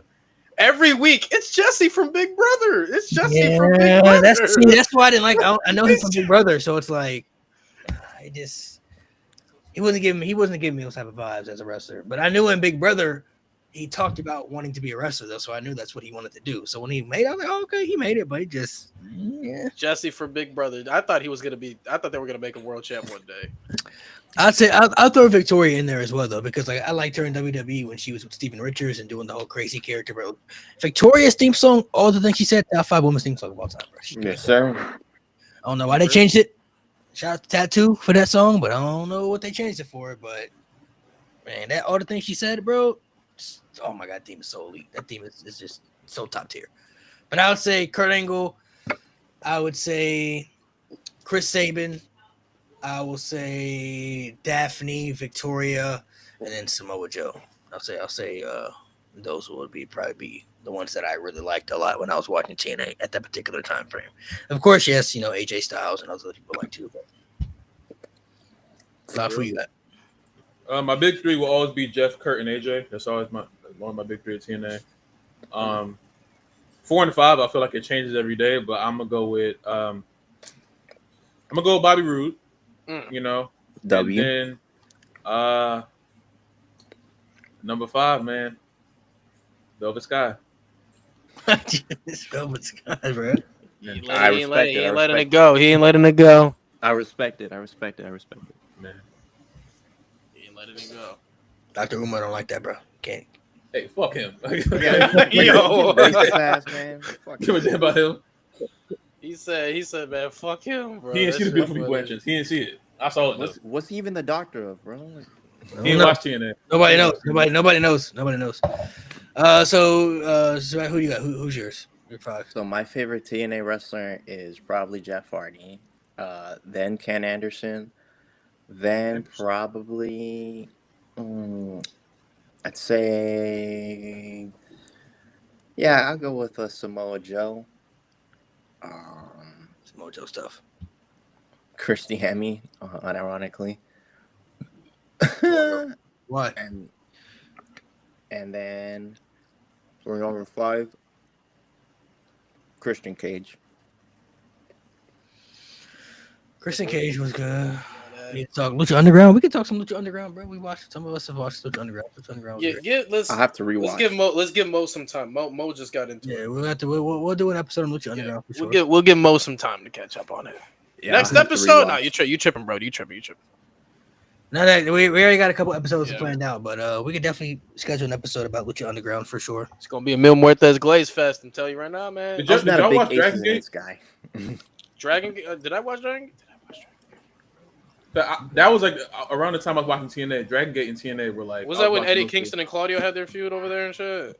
If I I remember, then yeah, think so. I did catch it at the end. two. Like Jigsaw. Yeah. I caught Remember. Dragon Gate at the end of it. Yeah, Yeah. that's I don't when think Eddie. I've seen that. I don't think I've seen that. That's how the Punk and Eddie Kingston feud started, about their time at Dragon Gate and shit like that. Before, okay. and then the transition to Ring of Honor. Yeah, look at that. I wasn't watching Raw at that point. It was That's one thing I TNA. got to look at. I wasn't too hip with a lot of Ring of Honor stuff. I didn't go back neither. and watch some things, but there's still a lot of things about Ring of Honor. You I've got- only you got- seen you got CM tap in. Punk. You I've gotta only seen tap in. CM Punk and Daniel Bryan. Yeah, the only things I know about was like CM Punk, of and course, Ladder War. Kevin Owens and El Generico's feud and Adam Cole, his like rise and stuff. But other than that, Bro, I would love if Lucha Underground came back. Lucha Underground was so good. So bro, imagine like a Lucha Underground AAA like sometime. Man, that should have been crazy. A little feud or something like that. How I did- just watched Rey Mysterio. I just watched how that last did y'all week. feel about Triple Mania last night? Oh, that was a good show. That was a really cool show. I mean, Omos the greatest came of all back. I know- time. I show. know- Omos came back and won. Yes, sir. And won. The Man, GOAT. won the damn. Clap It's that. crazy. And First of all time, it's fucking back won. on TV. I think match of the night was easily the street fight though, between Pagano and Psycho Clown against Los Garzas. I thought was fire. I thought that was This is my time to shine right here. The greatest of all time has graced us once again with his presence. and won, and he won. It only matters. We how- told everybody he'd be letting everybody win. If he wants to win, he'll win. Look what happened. He That's won. what I'm saying. Like when Omar shows up, we said when he comes back, he gonna start dominating again. Because in the past, he was letting the other people win. Brock Lesnar, Seth Rollins, he had to put other people up. Generous. Now it's time for him to dominate. But take over Triple H. Matter of fact, just go ahead and hand him all the titles. Get him all, just hand him all over. He's taking all the titles. Yeah, we haven't done the Homo sapien shit in a minute. Yeah, we haven't Because done of Nate, it because of Nate, yeah, because he's on Nate not vacation. here. He was on Yeah, vacation. he's on vacation. Yeah. He's on vacation. But now that he's back, listen, y'all not ready for this. I don't want anybody calling me a bandwagon. I've been on the Homo sapien train since day one. This man about to take off. Got bored in Japan because he was dominating. Now he's going to Mexico, about to dominate over there. And now, whenever he comes back to WWE, I don't know when. I don't care who the champion is. It could be Cody. He's taking him down, whoever it is. Don't matter who it is. John Cena, lucky almost not there right now. He be retired already. Okay. Oh shit. The greatest man to ever walk the face of the earth. Okay. Oh God, man. yeah. The Lord and Savior is back. That's real. Also, Del Rio. Del Rio is very popular in Mexico, so that's why part of the reason why That guy. Facundo was getting booed during that match. Ooh.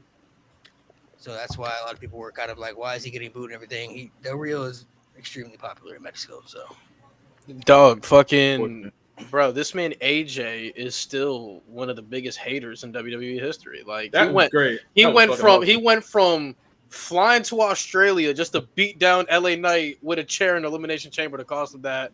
Then goes to fucking Mexico City to cost Dom the fucking AAA Mega World title. I love This AJ. man's a He's a hater. menace.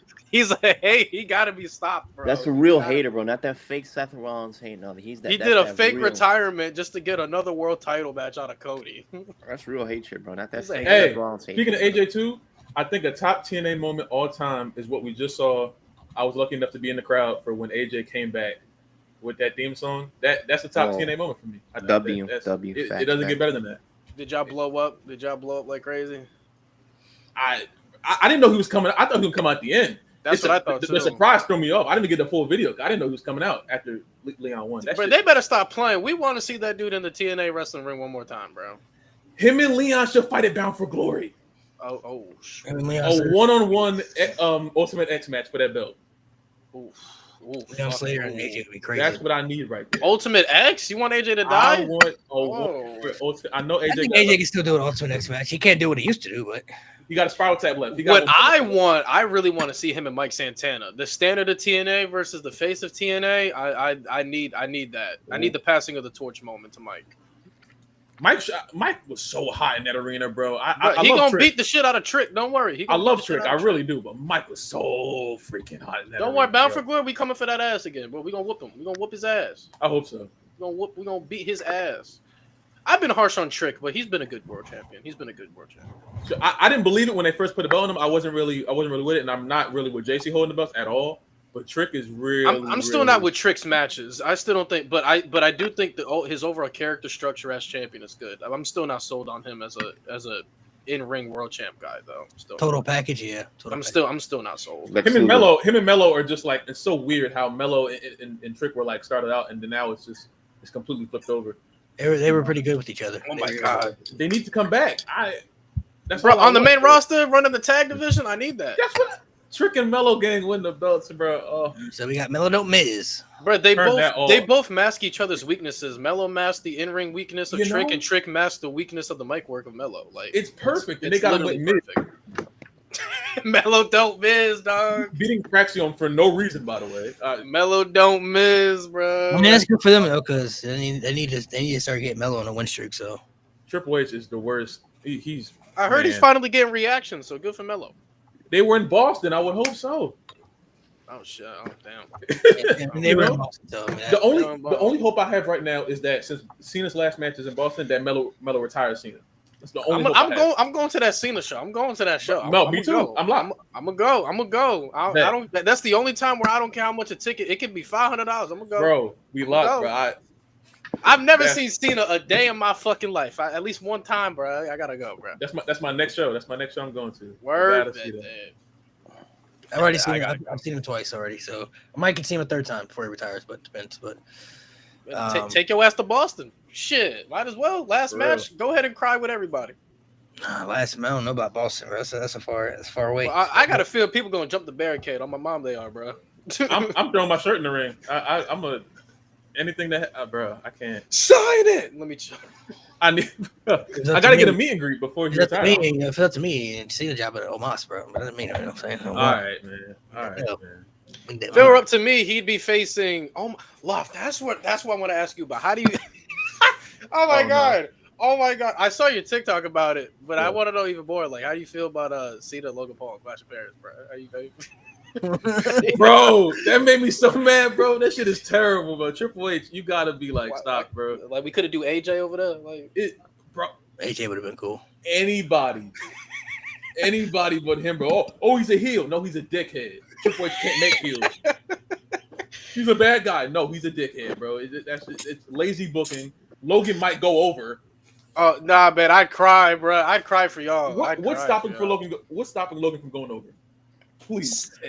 I don't know. You know, Cena's not gonna step in and say, "Yeah, I'll win." Logan called him. Yeah. Cena called him underrated yesterday. Was it today or yesterday? He called him underrated. Y'all thought I was off. Y'all thought I was off. No, I'm not. I'm not. No, I'm not gonna lie. That's kind of crazy, Cena. Yeah, Underrated at what? At what? I've been trying to figure it out. I'm like- I've been trying to I figure mean, it out for 13 hours. everybody knows Logan can be a good in-ring performer, but what else? Like For underrated at 13 what? hours, I've been trying to figure out what did he mean by that. What you mean underrated? Like He overall? said pack? that. He said that, and the crowd was like, "All right, what's your favorite match?" No, I would have grabbed the mic and said, "What do you mean by that, sir? Elaborate. What you mean, gay? What you What are you talking about?" underrated at what? like mic work? No. Like that's the second time. But the first time we said Roman's the greatest of all time. That's when he started pushing it. Now with This is Logan, strike two. now with Logan, I'm with Malik. I do think if Logan puts the pieces together, the ceiling is high. But I don't. I'm not seeing the pieces put together though. That's the problem with Logan. I'm not seeing Bro. no effort. He's showing up, but I'm not seeing effort to get better. Fuck ass buckshot lariat. I hope Hangman. He's knock been his damn neck off. He's been pretty much the same. Like he's good, but he hasn't really improved. You got to evolve. Because he's not a Do wrestler. you know how much better he would be if he got the mic skills up, bro? he Like, can't? bro, fuck that scripted shit. If you get the guy that was talking to Dylan Dennis and KSI, bro, he'd be. His mic skills actually have been improved. His mic skills are pretty good though. He just needs.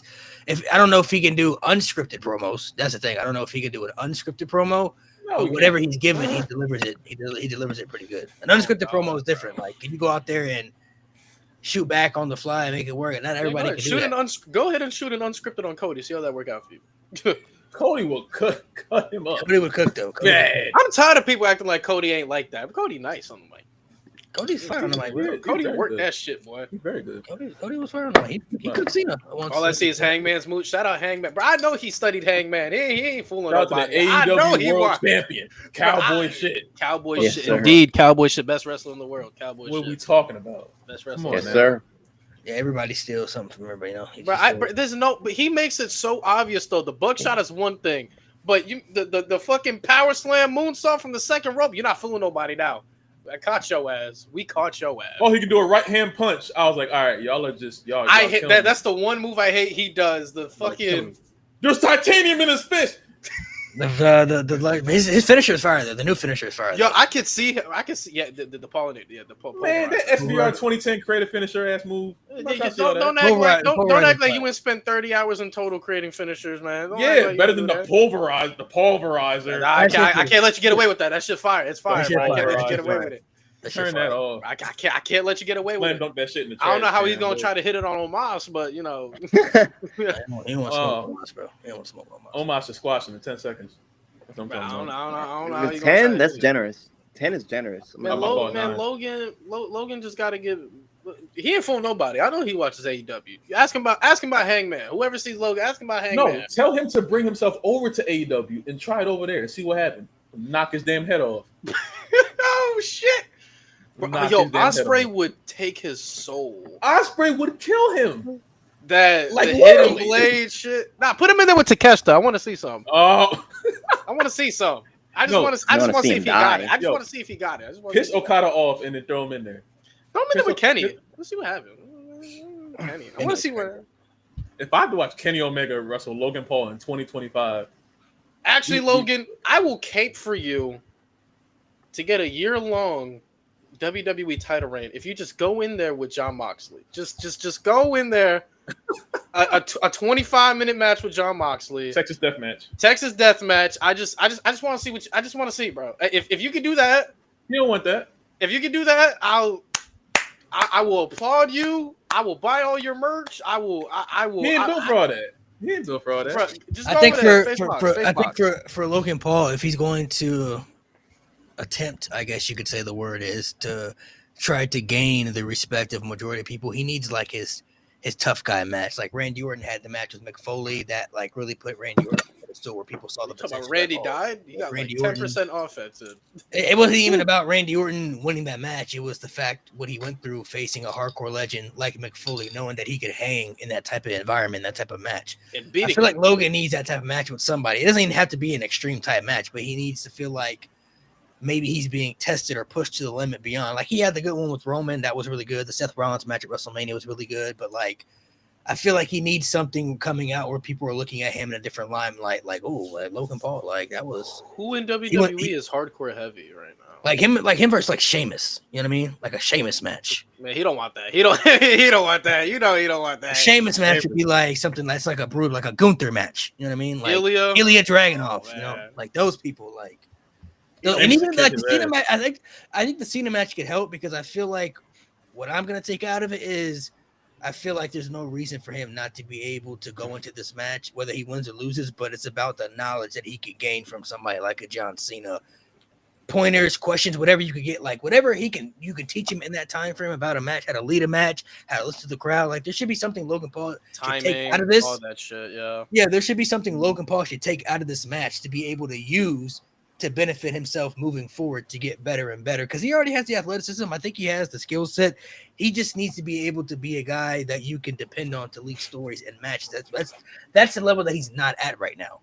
Working with somebody like John Cena, you only should be able to improve from that, especially when they continue to put him with top guys. He's had matches with Roman, AJ, Rey Mysterio, Seth Rollins, that they continue to put him in the ring with top superstars. So obviously WWE wants him to get to that level. Yeah. He just has to be able to show that he can get there. So if I'm working with John Cena, his last match ever, and going to be in Paris and everything, like I'm gonna try to soak as much Pick knowledge his brain. Yeah. from this guy within that match. I'm gonna listen to everything he tells me to do in the match. I'm gonna pick his brain, like just see what he's just to see things that maybe he's not seeing in those aspects. So if you need a respect match, I just petition him to just work with Obafemi. Then might as well, right? Oh, brother. Obafemi is a good one.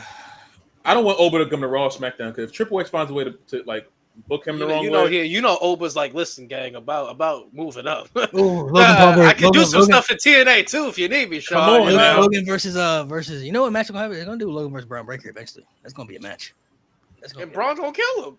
I wouldn't hate that, but Braun has to like spear him the hard way. Like Braun spears don't even like he's like hitting him like he's not hitting him as hard. Like Carmelo Hayes out the air, Braun breaking his spear. He was crazy. He ain't hitting them that hard no more. You know? Or that Tyler Bate Worlds Collide spear. I feel like the one thing that's the one thing Logan needs. He needs that match that's gonna make him undeniable. Like whether people like him or not, like you can't deny him at this point. Like he's like that. He needs that match, like that match to really put him up there. Like you ain't gotta like him, but you can't deny that he's just good at this point. Like he's really like that. He needs that type of match that really makes him stick out, where people will just have that feel. Because there's always wrestlers that like you may not like or gravitated towards too, but then they get to a point where it's like it becomes hard for you to really not accept that they're actually just good, even if you're not a fan of them. They're just put him in there with Jacob. Fatu would be crazy. I think Logan, for me, he has to go somewhere that's not WWE because obviously I feel like they're in a way of like they're going to make him look always like they're prioritizing him because they want him to be something. He has to go somewhere like an AEW or TNA or even somewhere outside of like the big three for him to be like, all right, this is what, because right now he just seems like a byproduct of the WWE, which I don't give a fuck about at this current moment. He got to go somewhere else where they don't really give a damn about him and then say, all right, now perform. For me with Logan, I just need to see the improvement, because right now I just feel like he's just living off his name and they're hoping to get something out of it. Yeah. I just see no development, no improvement, and I would just like for him to improve. Like reps is everything. Like you're not gonna get better if you're wrestling once every month. Like I need you to wrestle more TV matches. Like work with a Pete Dunne, work with a Tyler Bate. You know what I'm saying? Work with guys like that to get you better, so that your main event matches don't look like shit.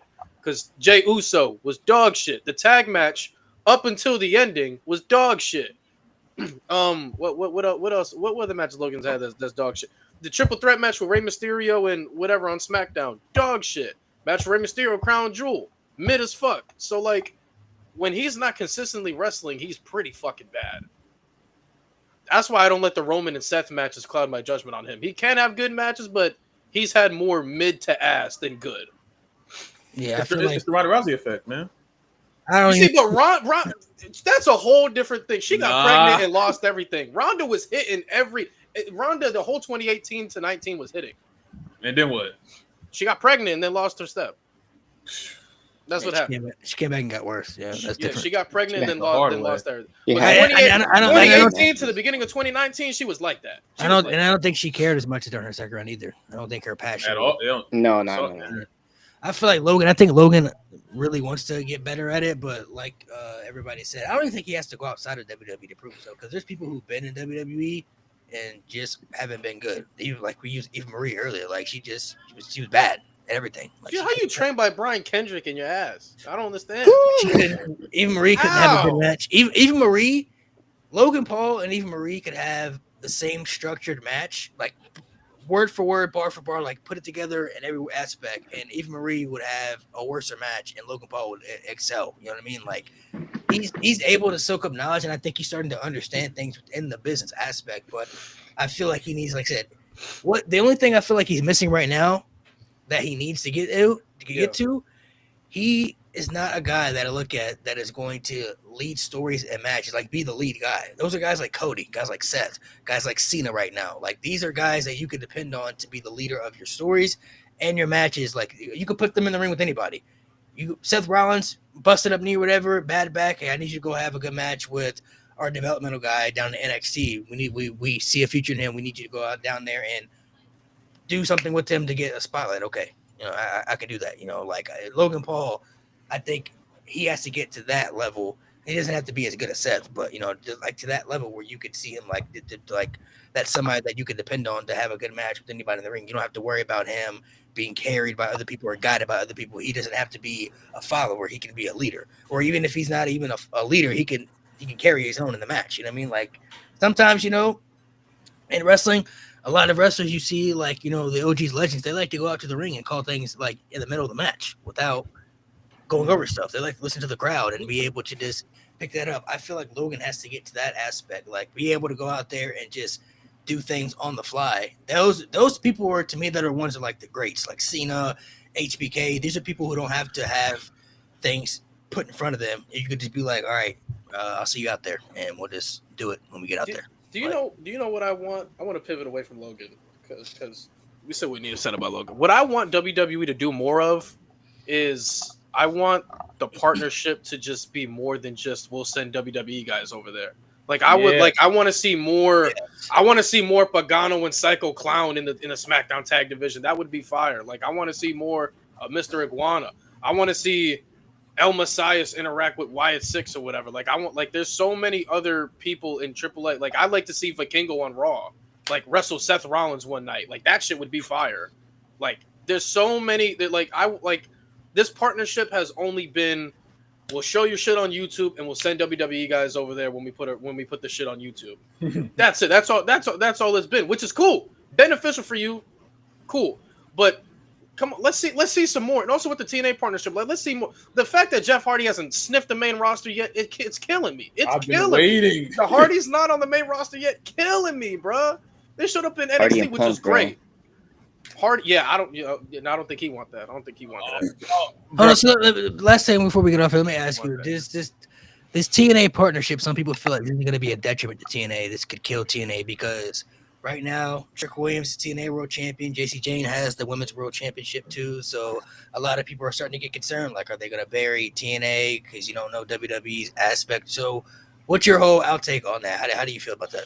So the problem that I have is you're making the WWE superstars legacy better. But the problem I have with guys like Trick and people like JC Jane is at the end of the day, these are not your superstars.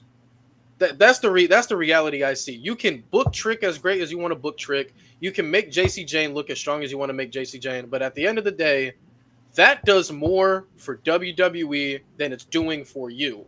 You're not building anybody up that can match that. There's nobody in the knockouts division right now where if I see them beat JC Jane, I'm like, yeah, they can 100% carry that momentum and be legendary. Indy Hartwell, I don't see it. I don't see her taking this momentum and catapulting it. And especially with the match she had against Tessa Blanchard on at Slammiversary, I don't see it. I don't think she's ready for it. I'm sorry. I like Indy Hartwell. I just got to call a spade a spade. Mike Santana, he's being built up nicely, but again, are they going to push him like a Trick Williams? Is WWE going to be comfortable to still have Mike Santana go over to NXT and beat some of the top guys over there, like Trick has been coming over to TNA, being the top guys over here?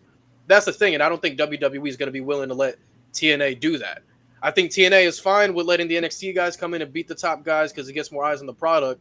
But I feel like when TNA is like, okay, it's our time. We want to send Mike Santana over there, and we want Mike Santana to beat some of your top guys, like Tony D'Angelo or something. I feel like NXT is going to be like, nah, we can't do that.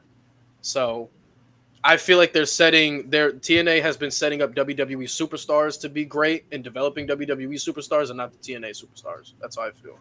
Yeah.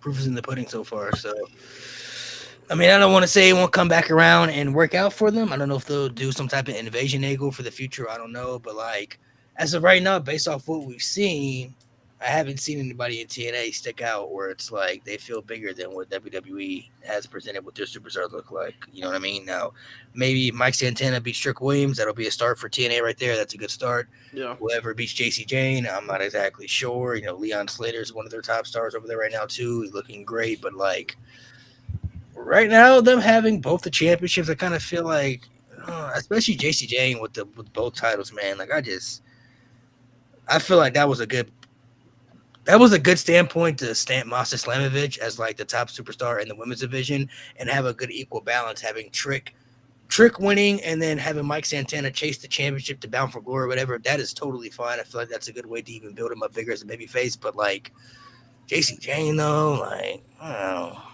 ain't moved by that, bro. That's not moving me, man. Like she got both them championships, and I'm like, yeah, they're making somebody bigger. Like I would have assumed Masha Slamovich would have won that title versus title. Mm-hmm. Like just so we can get something. Like we gave the belt to Trick. Like come on, give us something. And I'm like, that's where I don't think it's benefiting TNA, because you look at TNA's roster, like Mike Santana is like the only one that stands out. We know Joe Hendry's gonna fucking jump ship any fucking day now. So that's another thing TNA too. I feel like TNA is gonna be this big ass cesspool where WWE can just keep adding talent whenever the fuck they feel like. And TNA can't do nothing because they can't outbid them. They can't do nothing. It's going to turn into another developmental for WWE. When Bound for Glory happens, I think the night of Bound for Glory, Triple H is going to come out there and he's going to announce either Triple H or whoever's like that they acquired TNA, that they bought him out, and then Triple H on TNA. Oh brother! Now we see one of two things. Either because apparently the report came out that apparently they want TNA to like overtake AEW as the second biggest company. That you're far off from that. You know what I'm saying? You are way AEW's way ahead of you. So either TNA that happens, which is a long shot. You know what I'm saying? Not even top 3. New Japan still exists. Like, exactly. So it's that either that happens or TNA becomes another NXT. That's what I'm thinking. I really don't want them to be. Did you see what they're doing with AAA? They're slowly doing the shit with AAA. Sean Rossett, I think Sean Rossett reported that WWE is making AAA change their logo to like something better. They're already changing their logo. Oh, I didn't know that. Oh shit. They're not rebranding AAA, but they're changing their logo. They're giving them an updated logo. They're slowly brand them out differently. Yeah, that's how it begins, bro. You know AAA. You know what? You give them an inch, they take them out. You know what I'm saying? WWE's all about the branding and stuff, marketing, so they want to brand the shit. I want to know how Vince feels about this. I want to see his reaction. He probably having a heart attack. He's probably having a heart attack right now. Oh yeah, and the fact that they got other promotions. He's like, well, honestly, no, Vince. If they were gonna buy other promotions, that's what Vince did back in the day. He bought everything, so he didn't have any competition. So see, buying a promotion is one thing. Buying them and keeping them around, Vince is like, You're buying him out and then just like killing him. That's what he would do. Triple H is trying to like Expand it. yeah, but at the same time, his expansion, WWE and TNA historically don't work well together. I just think like the both of them do not. They don't mix. So the fact that they keep trying to mix them, that's where the problem is going to start. And now TNA isn't in a position like Lewis said, they're not in a position to outbid them. They're not. WWE has everything over them. Everything. Triple A can't outbid them either. They're gonna lose Vikingo eventually. Yeah. The only thing TNA has over them is like the hardcore fans. I think there's still TNA still has a hardcore base, but once they become WWE light, that fan base goes away. You know what I'm so glad didn't happen? Did y'all know that when Samoa Joe was in WWE, he pushed for WWE to buy the Ring of Honor collection, the Ring of Honor tapings? Oh man. Ooh. And Vince didn't want to. Yeah. At the moment. Thank you, Tony. Ring of Honor still sucks, but thank you. Yeah, they would have been. They're not good right now, but they would have been worse. I don't know. They wouldn't exist. They wouldn't exist. They They would got shut WCW down. treatment. WCW. All right. treatment. Fellas, we're gonna go ahead and sign off, man. Thank you guys for coming through, guys for watching. Hope you guys enjoy this TNA episode. Make sure you guys subscribe to the pod. Love, thank you for coming through, taking time out of the day, coming to the podcast. Sebastian, as always, in the Discord, man. Appreciate you for coming through as well. Make sure you guys subscribe to the pod. The greatest of all time, Omos, is back. Yes, it's not a myth. sir. Back, greatest of all time. We will start bringing back the Omos memes, all that stuff. You know what I'm saying? We took a break because he's on vacation, so out of respect for him, we was letting him do his thing. But now that he's back, the glaze is about to be crazy. It's about to be crazy. It's about to be crazy. You thought it was bad before? You haven't seen nothing yet. Y'all have no idea what's about to come. No idea what's about to come. It's about to get nasty.